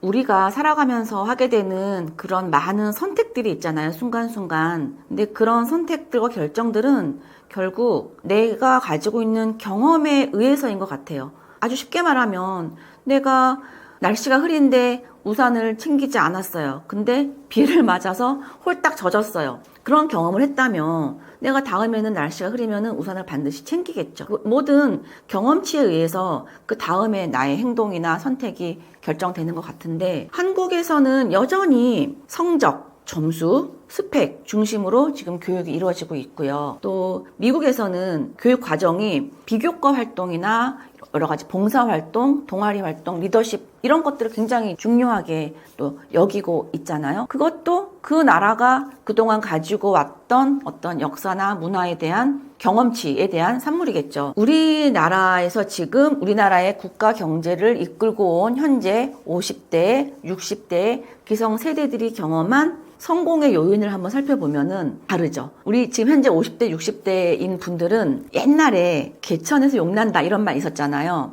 정말로 가난한 시골에서 정말 가난을 경험했던 많은 어린이들이, 청소년들이 이 가난을 내가 극복하고 신분 상승을 할 수 있었던 가장 확실한 방법은 전교 1등에서 서울대학교 가는 거였어요. 그래서 전문직을 가지거나 내가 대기업에 입사해서 승승장구 입사해 나가는, 승진해 나가는 거, 그런 것이 나의 지위를 확 올리는, 성공으로 이끌어 나가는 그런 중요한 요소가 됐었죠. 미국은 어땠을 것 같아요? 미국은 우리나라랑 좀 다르죠. 굉장히 다양한 민족들이 만나서 같이 소통해야 되고 협업해야 되고 그 불모지 땅을 막 개척해야 되고 도전해야 되고 이래야지만 일가를 이루어낼 수 있는 역사를 가지고 있잖아요. 좀 많이 다른 것 같아요. 그 배경이 다르기 때문에 여전히 그런 배경과 그 경험치에 의해서 우리나라에서는 여전히 공부를 잘해서 좋은 대학을 가야 돼. 미국 같은 사회에서는 많이 도전하고 많은 활동을 통해서 같이 협력해 나가야 돼. 뭐 이렇게 중요하게 생각하는 가치가 다른 거죠. 그런 다른 가치관이 우리 아이들이 갖게 되는 지금 교육 제도에 이제 반영이 된 거라고 볼 수 있습니다. 근데 이제 미국의 학생들 같은 경우에는 유아기, 초등, 그다음에 중등, 고등 시기까지는 그렇게 막 타이트하게 막 공부에 막 집중하는 것이 아니라 다양한 활동을 하면서 느리게 시간의 공백을 가지고 시간의 여백을 가지고 여유 있게 뭐 스포츠 활동 굉장히 중요하게 생각하고 소통, 협력, 협업 이런 거 굉장히 중요하게 생각하면서 학습에 대한 성취도만 따지고 보면은 굉장히 느리게 간단 말이에요. 그거에 비해서 우리나라 아이들은 유아기 때부터 벌써 학업 성취가 어마어마하고요. 초등학교 때부터 벌써 고등 수학을 막 먼저 하는 애들도 볼 수 있고요. 중학생이 되면은 미국의 아이들보다 영어 지문을 더 해석을 잘하는 아이들도 생길 정도로 모국어를 가지고 있는 미국의 중학생 아이들보다 외국어로서의 영어를 하고 있는 우리나라의 중학생 애들이 더 잘하게 되는 아이들이 있단 말이죠. 굉장히 속도가 빠르고 성취도가 굉장히 이제 높죠. 그런데 그 속도가 이제 약간 반전을 이루어 나가는 게 이 아이들이 사회에 나갔을 때부터는 이제 역전이 일어나는 것 같아요. 천천히 충분히 사고할 수 있고 충분히 많은 다양한 경험을 통해서 이런저런 시행착오도 해봤던 아이들이 더 많은 성과를 내는 경우를 우리가 볼 수 있잖아요. 미국에서 성공한 이제 많은 기업의 CEO들 같은 경우도 대학 진학을 아예 안 했거나 아니면 뭐 했다 하더라도 그냥 필요 없어 하고 중퇴하는 경우를 이제 많이 볼 수 있죠. 그래서 미국 같은 경우에는 이제 우리나라는 이제 한민족이었고요. 미국은 조금 우리나라하고는 달리 다민족이 모여진 국가였기 때문에 오래전부터 한 명 한 명 그 개인의 다양성도 존중할 수 있었고 뭐 남과 비교하는 식의 그런 행복은 우리나라에 비해서는 많이 없는 것 같습니다. 이런 변화 속에서 부모와 학생이 지금부터 가장 우선적으로 바꿔야 할 교육 관점은 무엇이라고 보시나요? 그 어느 때보다도 굉장히 빠른 속도로 세상이 변하고 있고 AI 시대가 오고 있고 왔고 이 상황에서 우리가 지금 교육을 지금 얘기하고 있는데요. 이 변화 속에서 부모님들과 학생이 지금 가장 빨리 우선적으로 바꿔야 할 교육적인 그런 관점이나 시야가 무엇인지 정말 중요하게 짚어봤으면 좋겠어요. 부모님들이 여전히 매몰되어져 있는 당장의 점수에서 좀 벗어나서 평상시에 우리가 늘 하고 있는 생각, 말, 행동을 한번 일치시켜보는 작업을 해봤으면 좋겠습니다. 부모님들은 근본적인 고민을 다시 한번 해봤으면 좋겠어요. 부모님들이 내 자녀에게 이렇게 열성적으로 교육에 힘을 쏟는 것은 결국 뭐예요? 한 가지거든요. 내 자녀의 행복을 위해서잖아요. 다른 거 없잖아요. 내 자녀의 행복을 위해서 모든 걸 지금 하고 있는 건데 무턱대고 1등급 받아서 좋은 대학 가는 거야. 이것을 목표로 두지 마시고 아주 근본적인 고민이요. 내 자녀가 어떠한 꿈을 키워서 어떤 아이로 어떤 어른으로 성장할 수 있는지, 그렇다고 한다면은 내 자녀가 앞으로 살아갈 미래는 이런 미래이기 때문에 지금부터 내가 어떤 환경을 제공해 줘야 되는 건지, 만약에 나는 그래도 우리 아이가 공부를 잘해서 좋은 대학 가기를 원해. 오케이, 좋아요. 그렇다면은 최소한 공부를 잘할 수 있는 그릇으로 키우세요. 언제부터? 아기 때부터, 유아기 때부터 초등시기까지. 그걸 하지 않고 가만히 뭐가 필요한지, 뭘 어떻게 해야 공부 그릇을 키울 수 있는 건지에 대해서 관심도 안 가지고 있다가 가만히 내버려 두다가 왜 갑자기 고등학교 가서부터 그릇으로 만들어지지도 않은 아이를 데리고 왜 갈등하기 시작하냐고요. 정말로 공부를 잘해서 좋은 대학을 가기를 원한다고 한다면은 그것도 존중받을 수 있는 엄마 아빠의 교육관이니까, 그러면 그것을 위한 준비를 유아기와 초등시기 때 하셔야만 되고요. 그것이 준비가 안 됐다? 그래서 지금 내 아이가 중3인데 성적이 중하위권이다? 그러면은 더 이상 바라시면 안 되는 거예요. 그러면 이제 불행이 시작이 된다니까. 이건 이제 부모님들한테 하고 싶은 말씀이었고, 학생들한테는 제가 이런 말 되게 하고 싶어요. 제발 기본을 해라, 기본. 부모님 핑계 대지 말고 엄마가 이렇게 하라 그래서요, 아빠가 이렇게 하라고 해서요. 그 말은 지금 8살, 9살이면은 초등학교 저학년이면은 제가 이해를 하겠지만 벌써 중학생이 되고 고등학생이 됐고 나이가 15세, 16세 됐으면 더 이상 뭐 부모 핑계 대지 말고요. 나이에 걸맞게 스스로 자신의 미래에 대해서, 내 삶에 대해서 한번 진지하게 한번 고민을 해보고, 나한테 내가 나중에 정말 괜찮은 사람이 되기 위해서, 나 스스로 내가 정말 내가 정말 멋진 사람이 되기 위해서 나한테 안 좋은 습관이 뭐가 있지? 한번 생각해 보자고요. 아주 기본적인 것부터. 어른을 만나면 인사 잘 해야 되고요. 친구들하고도요, 소통 잘 해야 되고요. 너무나 당연하지만 나의 의식주를 해결해주고 있는 부모님에게 당연하지가 아니라 감사하는 마음 가져야 되고요. 아침에 일어나면은요, 이불 막 이렇게 난장판 하지 말고 깔끔하게 이부자리 정돈하고요. 식탁에서 밥을 먹었으면은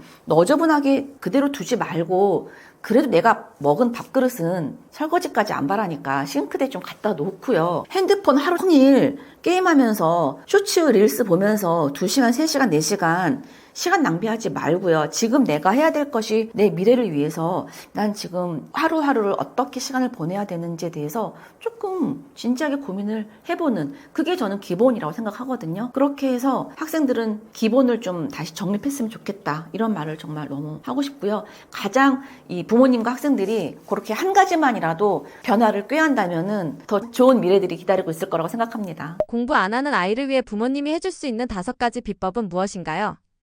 공부를 싫어하는 아이에게 공부를 시킬 수 있는 좋은 방법은 시기마다 부모님이 해줄 수 있는 게 있고 해줄 수 없는 게 있어요. 그걸 시기별로 좀 알았으면 좋겠거든요. 중요한 포인트가 있죠. 일단은 유아기 때, 내 아이가 이제 태어나서 초등학교 가기 전에, 그때는 너무나 기본적인 하나하나의 이런 생활 속에서 아이가 자기의 감정을 조절할 수 있고 자기의 행동을 통제할 수 있는 그런 아주 기본적인 능력을 키우기 위해서 많이 신경 써주셔야 돼요, 부모님이. 유아기 때 굉장히 많이 그게 정립이 되거든요. 전혀 감정 조절도 안 되고 내가 하고 싶은 일과 해야 될 일에 대한 경계가 완전히 허물어져 있게 되면은 나중에 갈수록 그거는 굉장히 힘들어집니다. 그래서 기본 생활 습관도 바른 아이로 키워야 되는 건 그냥 기본적인 유아기 때 부모님들이 해 주셔야 되는 역할이시고요. 초등 시기가 너무 중요한데, 초등 시기를 이제 어떻게 보냈느냐에 따라서 사실은 중고등학교 때 성적이 좌우가 되거든요. 초등 시기 때 꼭 해줘야 되는 4가지를 말씀을 드릴게요. 일단은 책을 좋아하는 아이로 키우셔야 되고요. 어쨌거나 저쨌거나 무조건 수단과 방법을 가리지 마시고 부모님이 아이랑 같이 계속 책을 보시든 거실에 TV를 없애고 뭐 책을 거실에 깔아 놓으시든 여러 가지 내 아이한테 맞는 좋은 방법을 택하셔서 우리 아이가 초등학교 졸업하기 전까지 책을 정말 좋아하는 아이로 만드셔야 됩니다. 그리고 2번째, 자기의 생각을 편안하게 눈치 보지 말고 하지만 예의 바르게 말이나 글로 표현할 수 있는 아이로 도와주셔야 돼요. 3번째, 정말로 생각하는 것도 습관이거든요. 이런 행동만 습관이 아니라 눈빛도 습관, 표정도 습관, 생각하는 스타일도 습관이에요. 항상 감사하고 항상 긍정적인 아이, 그리고 항상 밝은 아이, 항상 예의 바른 아이, 이런 것들이 그 아이한테 습관이 되도록 키워주셔야 돼요. 이게 공부랑 무슨 상관이 있냐고요? 굉장히 상관이 있습니다. 그리고 책임감이 있는 것까지요. 이런 것들을 좀 키워주셔야 돼요. 가장 기본적인 건데. 4번째로 식습관이 좋고 체력이 좋은 아이로 키우셔야 됩니다. 그것도 공부랑 상관이 있나요? 당연하죠. 네. 식습관이, 그러니까 편식이 너무 심해서 뭐 영양이 뭐 골고루 되어 있지 않다라던가 어쨌든 그런 기본적인 식습관이 무너져 있거나 운동하는 것을 전혀 싫어하거나 체력이 완전히 낮고 안 좋다고 한다면 나중에 공부도 못해요, 진짜로. 그래서 식습관이나 체력도 키워주셔야 됩니다. 이 4가지는 초등학교 시기 때에 굉장히 신경 써서 키워주셔야 될 부모님의 역할이거든요. 근데 이 4가지를 중점적으로 생각하지 아니하시고 당장 좋은 수학학원, 좋은 영어학원, 어떻게 하면 좀 더 선행을 잘 할 수 있을까? 지금 그거에 더 많이 신경을 쓰고 계시잖아요. 그게 이제 대부분의 부모님들이 실수하고 있는 거죠. 그리고 중등시기 때 할 수 있는 거는 한 가지 있어요. 한 가지. 다른 거는 아니고 중등시기 때는 아이로 하여금 혼자 공부할 수 있는 힘을 키워주셔야 돼요. 혼공력을 키워주셔야 돼요. 어떻게 해요? 학교 수업을 잘 들을 수 있게끔, 그리고 매일매일 복습할 수 있는 습관, 그리고 공부 계획을 세운 다음에 그 계획대로 매일매일 실천할 수 있는 습관, 각 과목별로 효율적인 공부 방법을 이제 켜야 하는 것들. 중요한 거는요, 부모님들이나 아이들이나 학원에 가서 수업을 듣고 학원 숙제를 다 하고 나면은 이제 공부할 거 다 했다라고 생각하는 아이들이 있거든요. 자, 그런 생각이 굉장히 잘못된 생각이라는 것도 가르치셔야 되고요. 중학교 시기 때 부모님이 해주실 수 있는 그런 노력은 요 정도인 것 같아요. 초등 시기 때 훨씬 많은 게 들어가죠. 공부를 잘하는 아이로 키우기 위해서는요, 초등 시기 때 거의 그 판가름이 난다고 아까 말씀드렸잖아요. 책을 좋아하는 아이, 자기 생각을 말이나 글로 잘 표현할 수 있는 아이, 긍정적이고 밝고 예의 바른 아이, 그리고 체력이 좋은 아이. 이게 초등학교 때 만들어져야 되고 중학교 때는 혼자 공부할 수 있는 힘을 키우는 아이. 이것이 초등 시기와 중등 시기까지 만들어지면 그 다음부터 고등학교 때 공부를 잘 할 수밖에 없습니다. 근데 이것이 키워지지 않은 상태에서 그냥 학원을 마구마구 돌리면서 혼자 공부하는 힘도 없는 상태에서 계속 성적에 대한 압박이 간다고 해서 성적이 올라가는 건 아니잖아요. 그럼 고등시기 때 해줄 수 있는 건 뭐냐? 없습니다. 고등시기 때 부모님이 내 아이의 성적을 상승시켜주기 위해서 해줄 수 있는 건 사실상 거의 없어요. 하지만 굉장히 중요한 역할은 있죠. 뭐냐면은 내 아이가 정서적으로 조금 안정감을 느낄 수 있도록 지지해주고 믿어주고 속은 조금 뒤집어질지언정 그것을 표현하지 마시고 엄마가 먼저 이제 멘탈을 부여잡으셔야겠죠. 아이한테 아이가 심리적인 안정감을 좀 느낄 수 있도록 멘탈 관리 해주실 수 있도록 노력해 주셔야 되고, 그리고 또 엄마가 해주실 수 있는 거는 아이가 체력 관리할 수 있도록 수면이나 식사나 운동에 조금 신경 써주시는 거, 그리고 마지막으로 아이가 만약에 대학 진학에 대해서 학습에 대해서 아이가 먼저 원해서 좀 필요로 하는 것이 나타난다면 아이가 원하는 정보를 엄마가 같이 알아봐주고 찾아봐주고 제공해주는 거, 여기까지는 이제 부모님이 해주실 수 있는 거죠. 고등시기 때. 근데 유아와 초등과 중등시기 때 아까 말씀드린 이런 것들이 제대로 형성되지 않은 상태에서는 현실을 말씀드릴게요. 그 상태에서는 고등학교에서 그 상위권 성적을 기대하지 않으시는 것이 좋다. 그거를 포기 안 하시면 자녀와 부모는 많은 갈등으로 시작이 돼서 불행이 시작될 수도 있다라는 말씀을 드리고 싶습니다. 공부를 미루거나 거부하는 아이들의 경우 가장 먼저 점검해봐야 할 원인은 무엇인가요? 자, 우리가 아주 가끔씩 만나게 되는 아주 훌륭한 아들이 있죠. 그 훌륭한 아들은 우리 집에 없습니다. 옆집에 있거나 친구네 집에 있죠. 정말로 아주 흔하지 않게 이런 아이들이 있어요. 엄마 아빠가 공부 얘기를 정말 안 하는데 혼자 계획 세워서 혼자 알아서 정말 자기 주도로 착착 자기 할 일을 해 나가고 있는 아이들. 잔소리 하나도 안 하는데도 그런 아이들이 아주 찾아보기 드물게 가끔씩 있는데 그런 아이들은 이미 최상위권 아이들인 거고요. 모든 면에서 굉장히 부러워하는 그런 아이가 가끔 찾아볼 수 있죠. 근데 우리 집에 있는 우리 아이는 그렇지 않잖아요. 그러니까 이제 볼 때마다 왜 너는 네가 할 것을 미루느냐? 왜 네가 할 것을 제대로 하지 않느냐? 기본을 왜 안 하느냐? 지금까지 놀았으니까 이젠 좀 해야 되지 않느냐? 이제 이런 말들을 계속 할 수밖에 없는데 사실 많은 아이들이 대부분 내가 해야 될 공부를 그때그때 착착착 하지 않습니다. 계속 미룰 수 있을 만큼 미루고 안 하겠다고 또 거부하고 그러고 있죠. 근데 공부를 이제 미루거나 거부하는 것 이게 그냥 미루는 애들도 있지만 아예 그냥 난 이제 공부하지 않겠어 라고 하면서 그 사춘기에 이제 끝판왕이 되면서 부모님한테 선전포고를 하는 아이들도 있거든요. 시키지 마 아무것도 안 할 거야 이렇게 안 하겠다고 정말 선포하는 아이들도 가끔 있어요. 근데 이런 상황이 되었을 때 부모님들이 지금 이 아이가 번아웃이 온 건지 아니면 그냥 무기력에 빠져 있는 것인지 한번 살펴봤으면 좋겠어요. 번아웃이 왔다라는 거는 이 아이가 그동안 너무 지치게 내가 할 수 있는 모든 것을 다 쏟아내서 이젠 모든 에너지가 다 고갈되는 상태에서 아무것도 할 수 없는 아이가 그래서 푹 주저앉아 있는 그런 상태인 건지 아니면 그냥 열심히 해서 과도해서 번아웃이 온 것이 아니라 그냥 미래에 대해서 생각도 없고 자존감도 떨어져 있고 그냥 무기력해져 있는 건지 의욕도 없고 그냥 별로 하는 것 없이 이거 이래도 그만 저래도 그만 정말 그냥 그렇게 시간을 낭비하면서 허송세월만 보내고 있는 것인지 약간 다르잖아요. 그래서 그것을 조금 구분했으면 좋겠고요. 번아웃이 온 거라고 한다면은 좀 시간을 충분히 주고 휴식이 필요하겠죠. 당연히. 근데 그런 게 아니라 미래에 꿈이 없거나 내가 자기효능감이 낮아져 있거나 그래서 그냥 의욕이 없이 무기력해져 있는 상태라고 한다면은 그 상태를 어떻게 해야 좀 회복할 수 있는지에 대한 고민을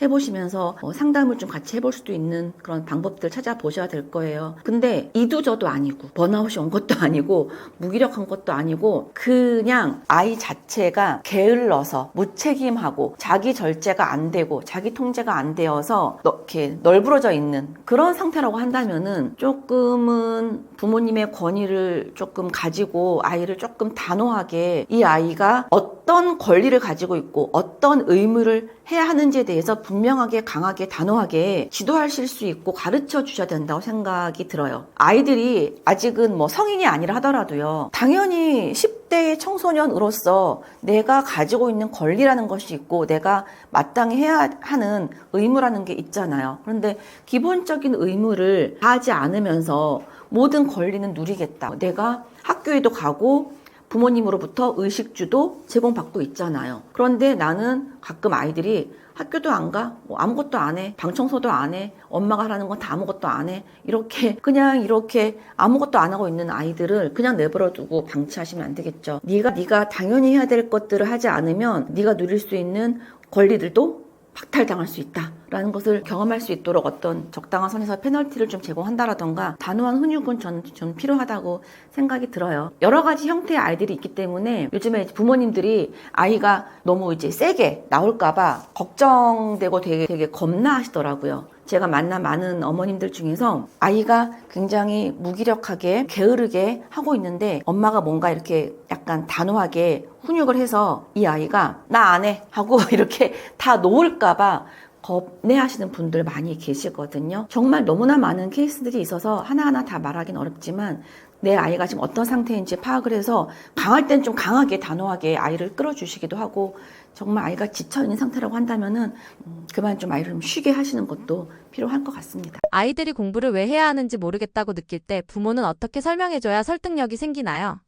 세상의 모든 일이 그렇듯이 내가 어떤 일을 열정을 가지고 열심히 하기 위해서는 먼저 내가 이 일을 왜 하는지에 대한 명분이 있어야 되거든요. 왜 하는지 이유를 모르는데 어떻게 그 일에서 내가 열심을 낼 수 있겠어요? 아이들이 공부를 하는 것도 마찬가지거든요. 내가 이 공부를 왜 해야 되는지 모르는데 내가 왜 좋은 대학을 가는 게 좋은지도 모르고 어떠한 이유가 나한테 없다면 열심히 할 수가 없기 때문에 먼저 공부를 왜 해야 하는지 이야기가 충분히 좀 되어지는 것이 선행되어져야 되거든요. 근데 아이들이 초등학교 때나 중학교 때쯤에 엄마 나 공부를 왜 열심히 해야 되는지 모르겠어 라고 하는 거는 솔직히 좀 이해가 돼요. 그럴 때는 차근차근 뭐 설명도 해주고 대화를 나누면서 그거를 이제 풀어나가면 되는데 고등학생이 되었는데도 그동안 초등학교, 중학교 때 그렇게 많은 공부하는 시간을 가지고 나름 또 스트레스를 가지고 막 열심히 해오는 시간들이 있었음에도 불구하고 여전히 고등학생이 되었는데도 내가 지금 이 공부를 왜 해야 되지? 라고 모르겠다라고 한다면은 그건 좀 부모님이 반성하셔야 될 일이 아닌가 생각이 듭니다. 그 얘기는 이미 좀 정립이 좀 됐어야 한다고 생각이 들거든요. 정말 많은 중고등학생들하고 이제 만나서 학습 상담을 나누게 되는데 저는 이제 부모님이랑 학생이랑 같이 만나서 한 2시간 정도 학습 상담을 진행을 해요. 그때 가장 처음에 하는 이야기가 그 질문이 이거거든요. 공부를 근데 왜 열심히 해야 된다라고 생각해? 대학은 왜 가고 싶어? 이런 얘기들을 하거든요. 그 질문에 제대로 대답한, 제대로 자기 생각을 이야기한 아이들을 만나보기가 굉장히 힘들어요. 모르겠어요. 라고 대답을 하거든요. 그럴 때마다 제가 가장 많이 하는 이야기 패턴이 있어요. 그런 이야기를 해줍니다, 아이들한테. 사람은 누구나 행복하게 살기를 원하거든. 근데 그 행복의 기준은 다 다르죠. 누구는 건강해야 행복하다 그러고, 누구는 돈이 많아야 행복하다 그러고, 누구는 뭐 사랑하는 사람이, 사랑하는 가족이 있어야 행복하다 그러고, 다 기준 다를 수 있겠죠. 근데 한 가지 정말 공통적인 행복이 있는데, 내가 살아가면서 내가 원하는 것이 있을 때, 내가 그 원하는 것을 선택해서 가질 수 있을 때, 내가 선택할 수 있는 삶을 살아갈 때 불행하지 않고 행복한 거거든요. 그러면은 선택할 수 있으려면, 내가 원하는 그 무엇을 선택할 수 있는 삶을 살아가려면 내가 그 어떠한 능력을 가지고 있어야지 선택을 할 수 있는 거잖아요. 이 세상이 나한테 원하는 것, 이 세상이 나한테 필요로 하는 것을 내가 가지고 있어야 돼요. 가지고 있어야 내가 그 능력을 주면서 나도 내가 원하는 것을 가져갈 수 있는 거잖아요. 세상 이치가 그렇잖아요. 그렇기 때문에 지금 10대의 청소년들은 세상이 나한테 원하는 것이 무엇인지를 일단은 좀 파악을 했으면 좋겠어요. 세상에 원하는 건 난 관심 없어. 그럼 이제 살기가 너무 힘들어지면서 이제 불행해진다니까요. 세상이 원하는 것이 무엇인지를 파악을 하고 만약에 내가 대학을 가고 싶다면은 그 대학교에서 내가 가고 싶어하는 그 대학교에서 나한테 요구하는 자격이 있겠죠. 그럼 나는 그 자격을 갖춰야 그 대학교를 갈 수 있겠죠. 내가 만약에 원하는 어떠한 직업이나 어떠한 분야가 있다면, 그 전문 직종이 있다면 그 일이 나한테 요구하는 또 자격이 있겠죠. 그럼 나는 그 자격을 갖추기 위해서 지금 또 뭔가를 해야겠죠. 그랬을 때 내가 원하는 그것을 난 취할 수 있을 테니까. 그러니까 이제 더 이상 최소한 10대라고 한다면, 요즘 10대 아이들이 너무 애기 같아요. 너무 어린아이 같아요. 제가 그래서 그 어린아이 같은, 야 네가 지금 초딩이냐? 막 이런 말 가끔 제가 하는데, 더 이상 어린아이와 같은 그런 생각을 하지 말고 멈추고, 이제는 조금 분명하게 현실을 딱 이제 볼 수 있는 눈을 가지고 지금 나에게 주어진 미션이 무엇인가, 지금 내가 중학생이야, 내가 지금 고등학생이야, 그러면 내가 지금 해야 될 내 앞에 주어진 과제, 내 앞에 주어진 미션이 무엇인지에 대해서 한 번쯤은 최선을 다해보고, 최선을 다한 다음에 내가 가지고 올 수 있는 그 결과에 대해서는 또 받아들일 수 있고 승복할 수 있는 것까지도 내가 길러야 된다고 생각이 들어요. 최선을 다해서, 이것이 만약에 공부라고 한다면 공부라도 내가 최선을 다해서 해보고 한 번쯤은 내가 낼 수 있는 최고의 성적을 한번 가져가 보는 것도 의미 있다라는 거죠. 딱 한 번만이라도, 제가 아이들한테 그러거든요. 앞으로 3년 동안, 앞으로 4년 동안 이런 말 안 해요. 네가 지금까지 안 했잖아. 그러니까 딱 한 3개월만, 딱 6개월만이라도 네가 할 수 있는 한번 최선을 다해서 내가 이 정도까지 내가 할 수 있는 사람이었구나 라는 그걸 한번 경험해봐 라는 말을 하고 있어요. 그래서 공부를 왜 해야 되는지 모르겠다. 공부는 내 앞에 주어진 우리나라의, 이건 전 세계죠. 전 세계 모든 10대들에게 이 세상이 요구하고 있는 것은 학교를 다니면서 기본적인 학문과 지식을 함양해라. 이거는 전 세계 공통적인 미션이거든요. 우리 전 세계에 있는 모든 10대들에게. 그러니까 내 앞에 주어져 있는 내가 해야 될 일들을 한번 최선을 다해서 해보고 나의 능력을 한번 내가 경험해 보는 것. 나의 행복한 미래를 위해서. 그런 얘기들을 좀 하면서 아이가 좀 진지하게 생각해 볼 수 있는 기회를 함께 좀 가져가 봤으면 좋겠어요. 열심히 해도 안 된다는 패배감에 빠진 아이들은 왜 더 쉽게 공부를 포기하게 되는 건가요? 어머님들이 이런 말씀 가끔 하세요. 우리 애는요 정말 열심히 하는데 성적이 안 나와요. 또 아이들도 저 정말 나름 열심히 했는데 성적이 안 올라와요. 이런 말을 가끔 하거든요. 근데 제가 정말 솔직히 말씀드리면은 정말 열심히 해도 안 된다고 말하는 아이는 제가 아직은 본 적이 없거든요. 진짜 열심히 했는데 안 되는 아이는 제 기억이 없습니다. 제가 봤을 때 그냥 안 해서 성적이 안 나오는 거거든요. 근데 본인은 했다라고 자기를 속이고 있어요. 모르고 있거나. 그래서 부모님도 착각, 아이도 착각. 같이 동일한 착각을 하고 있어요. 어떤 착각이냐면은 부모님 입장에서는요. 내가 우리 아이를 이렇게 많이 학원을 다 보냈는데, 그리고 우리 아이가 이렇게 학원도 열심히 다녔는데, 또 아이 입장에서도 엄마가 하라는 거 내가 다 했고, 내가 숙제도 다 열심히 했는데, 근데 성적은 왜 그대로야? 왜 그대로냐면은요. 그렇게 했으니까 그대로인 거예요. 그러니까 학원만 열심히 다니고 학원 숙제만 열심히 했으니까 당연히 성적은 안 오르는 거예요. 그래서 안 오르는 거라고요. 그래서 정말 제대로 열심히 하는 게 무엇인지를 그 방법에 대해서는 모르는 거죠. 그리고 헛수고하는 거죠. 왜일까? 그러면서 가장 안타까운 건 내가 머리가 나쁜가 봐.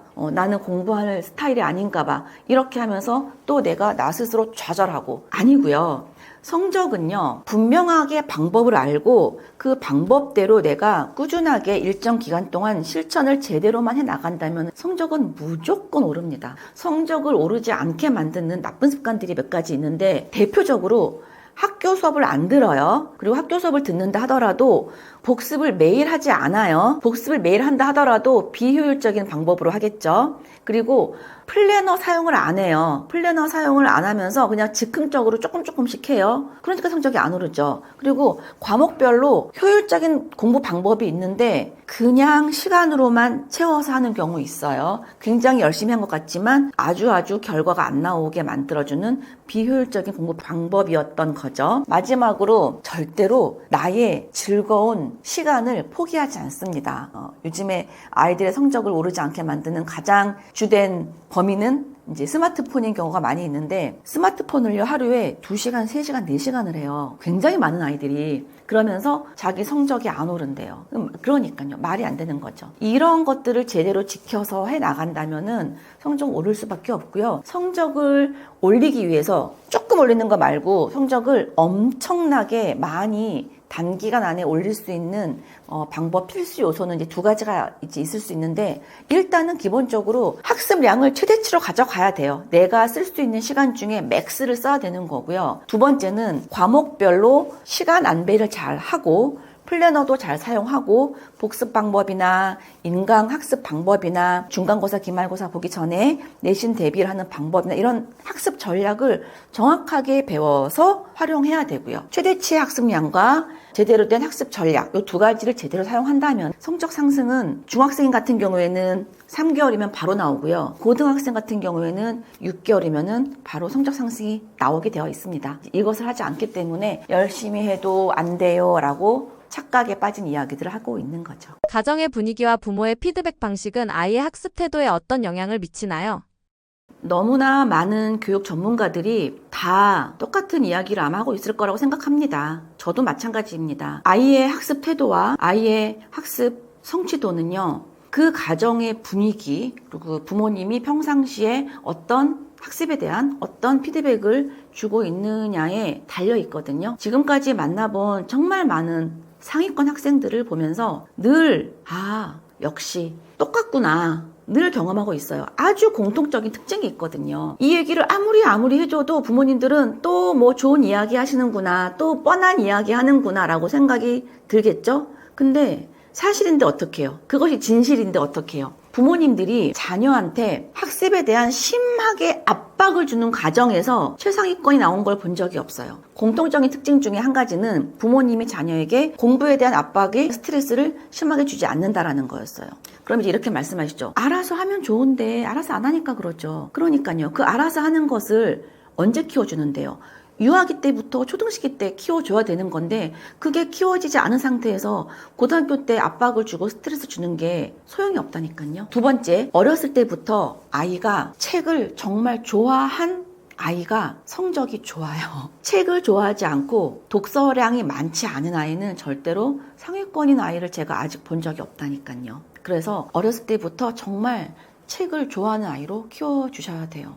우리 아이는요, 책을 읽으라고 막 해도요, 안 읽어요. 그러니까요, 책을 좋아하게 만들지 않은 거죠. 어떻게 했길래요? 막 책을 읽으라고 강요하셨나요? 아니면 너무 엄마 욕심에 아이가 읽기 편한 쉬운 쉽고 재밌는 책이 아니라 엄마 욕심에 조금 어려운 책을 막 주셨나요? 아니면 아이한테는 책을 읽으라고 해놓고서 엄마 아빠는 핸드폰 보고 있었나요? 여러 가지 이유가 있을 거란 말이에요. 그걸 찾으셔야죠. 세 번째로 공부에 대한 주제로 아이랑 편안하게 대화할 수 있어야 되는데요. 중학교 1, 2학년까지는 이게 조금 가능한데 고등학생이 되면서부터는 부모님과 자녀가 학습에 대한 이야기를 편하게 할 수 없는 상황이 됩니다. 최상위권만 그게 가능해요. 근데 최상위권이 아닌 아이들은 부모님이 공부에 대한 얘기를 하는 순간 벌써 짜증이 나는 거거든요. 그래서 그거는 이제 오랜 시간 동안 축적이 되어 온 분위기겠죠. 공부에 관련된 주제로 편안하게 대화가 가능하거나 아니면 아예 공부에 대한 이야기를 하지 말고 공부 외에 다른 이야기로 이야기꽃을 피우시거나 이제 그러면 될 겁니다. 그리고 마지막으로 네 번째로 정말 학습 태도가 좋고 좋은 학습 습관을 가지고 있고 성적이 상위권인 아이들은요, 정말 아이가 낙천적이고 긍정적이고 밝은 에너지를 가지고 있고 정서적으로 안정되어 있는 아이들이었어요. 예민하고 짜증이 많고 늘 불평불만이 많은 아이들 중에서 그렇게 성적이 최상위권 아이는 아마 보기 힘들 겁니다. 이 네 가지가 굉장히 공통적인 특징이에요. 결국 성적이라는 거는 단순히 부모님들이 생각하시는 것처럼 수업을 많이 듣고 학원을 많이 다니고 문제 많이 풀고 책상에 오래 앉아있고 이러한 걸로 학습량을 막 투입해서 낼 수 있는 게 성적이 아니라는 거예요. 어느 정도 하위권이 중위권으로 가거나 중위권이 약간 상위권으로 가는 데는 도움이 될 수 있겠지만 진짜로 제대로 성적 상위 1% 되는 아이들은 이렇게 강의 많이 듣고 문제 풀고 학습량을 막 투자하는 거 그 외에 아까 말씀드렸던 이런 부분들이 아주 공통적이었다라는 거예요. 그래서 이거는 어렸을 때부터 형성된 가정 분위기에서 비롯되는 거고요. 이론적으로는 부모님들이 다 들어서 알고는 계세요. 근데 막상 현실에 딱 부딪히면은 내 아이한테는 그것을 실천해내지 못하시는 그런 한계를 이제 벗어나지 못하고 계시죠. 그래서 자녀가 내 뜻대로 내 의식만큼 해내지 못하고 있으면은 불안한 마음도 들고 답답한 마음이 들어서 기다리지 못하고 바로바로 막 개입하게 되고 즉시 이것을 수정하려고 하고 아이가 시행착오를 할 수 있는 기회도 주지 않고 성장해 나갈 수 있는 기회가 박탈되어지는 거거든요. 그래서 아이들한테 조금 어렸을 때부터 차근차근 그런 자유권을 주고 스스로 선택하고 고민하고 해결할 수 있는 그런 환경을 제공해 주는 게 정말 중요하다는 것을 제발 좀 깊이 알아주셨으면 좋겠고요. 아이도 공부를 잘 하려면 학습에 관련된 메타인지가 필요한 거잖아요. 마찬가지예요. 부모님들도요. 자녀 교육을 조금 바람직하게 성공시키기 위해서는요. 내가 엄마로서 아빠로서 내 아이를 키우는 데 있어서 내가 어떤 걸 지금 잘하고 있고 내가 어떤 실수를 범하고 있는지에 대해서 정확하게 구분하고 분별할 수 있는 메타인지가 필수적으로 필요합니다. 네, 안녕하세요. 분당에서 혼공연구소와 혼공기적학원을 운영하고 있는 오경란이라고 합니다. 저는 많은 중학생, 고등학생들과 부모님들을 만나면서 공부할 수 있는 방법, 혼자 공부할 수 있는 힘을 키워주기 위해서 학습 코칭을 하고 있고요. 무엇보다도 공부를 잘할 수 있는 학습 습관을 만들어주는 것도 중요하지만 지금 현재 10대 아이들의 미래에 꿈에 관심이 많은 사람입니다. 저는 세 자녀를 두고 있고요. 큰아이 2명은 이제 성인이 되었고 이제 막내는 미국에서 고등학교를 다니고 있습니다. 세 자녀를 키우면서 정말 많은 부모님들이 고민하고 있는 것들에 대해서 저도 같이 고민을 했었고요. 지금은 많은 중고생 학생들을 이제 만나면서 학습 고민과 미래 진로 고민을 함께 나누고 있거든요. 제가 미래의 경쟁력에 대한 이야기를 요즘 굉장히 많이 하고 있어요. 세상이 너무 많이 바뀌고 있기 때문에 때문에 그래서 매년 1월 첫 번째 일요일만 되면은 혼공기적 잡스데이라는 행사를 이제 크게 열고 있는데 이번에 2026년 1월 4일에도 가천대학교에서 혼공기적 잡스데이가 이제 열립니다. 그날 중학생, 고등학생 자녀를 둔 부모님이라고 하면은 멀리서라도 꼭 와주세요. 부산에서도 제주도에서도 비행기 타고 올라오셔도 정말 하루가 아주 벅찬 가슴으로 돌아갈 수 있으실 만큼 굉장히 의미 있는 시간이 될 텐데 아이들이 하루하루 정말 값지게 시간을 보내야겠다라는 그런 동기부여가 정말 충만하게 일어날 수 있게 만들어주는 그런 시간이 될 거거든요. 여기 밑에 제가 링크를 보내드려 볼 테니까 이 링크를 클릭하셔서 1년 전, 그러니까 2025년 1월 달에 열렸던 잡스데이 후기들을 한번 꼭 봐주세요. 후기를 보시면은 너무나 많은 부모님들과 학생들이 굉장히 벅찬 감동을 후기로 남겨주셨어요. 그 후기를 한번 보시면은 아니 도대체 어떤 행사였길래 이런 댓글들이 달렸을까 할 정도로 부모님들이 눈물을 흘리고 아이들이 집에 가면서 엄마 아빠한테 심장이 터질 것 같아요. 막 이런 말을 했다고 해요. 부모님들도 내가 내 자녀 공부 좀 잘하게 만들려고 동기부여시켜 주려고 왔는데 아빠인 내가, 엄마인 내가 정말 인생을 다시 한번 돌아보게 되었다. 이런 후기가 굉장히 많아요. 꼭 한번 진짜 이번에 2026년 1월 4일 잡스데이 꼭 참석해 주시길 권해드리고요. 이제 곧 겨울방학이 시작이 되거든요. 우리 아이들이 여름방학과 겨울방학 시기를 정말 헛되게 보내지 않도록 부모님들이 많이 이제 신경을 쓰고 계시는데 그냥 당장 눈에 보이는 국어, 영어, 수학 학원 특강 이런 거에 올인하지 마시고요. 공부법도 모르는 상태에서 공부 습관이 전혀 형성되지 않은 상태에서 아이들을 무슨 요즘에 윈터 캠프 이런 스쿨을 이제 보내면서 하루 종일 가둬두고 공부를 시키고 있거든요. 혼공력이 만들어지지 않은 상태에서 그런 상황에 아이들이 이제 들어가게 되잖아요. 그럼 윈터 캠프 이런데 그러면은 아이들은 더 좌절하게 될 겁니다. 그래서 가장 먼저 해야 될 일은요. 저희 아이들한테 공부할 수 있는 힘 그리고 공부를 해야 하는 이유 이런 것들을 먼저 정립을 시켜주시는 것이 가장 먼저 해야 하는 첫 번째 일입니다. 그래서 저희 혼공연구소는 분당에 있긴 하지만 전국의 학생들한테 도움을 드릴 수가 있는 시스템이 마련되어 있으니까 여기 아래 연락처로 편하게 연락 주시면은 제가 진심으로 애정을 가지고 도움 드리도록 하겠습니다. 감사합니다.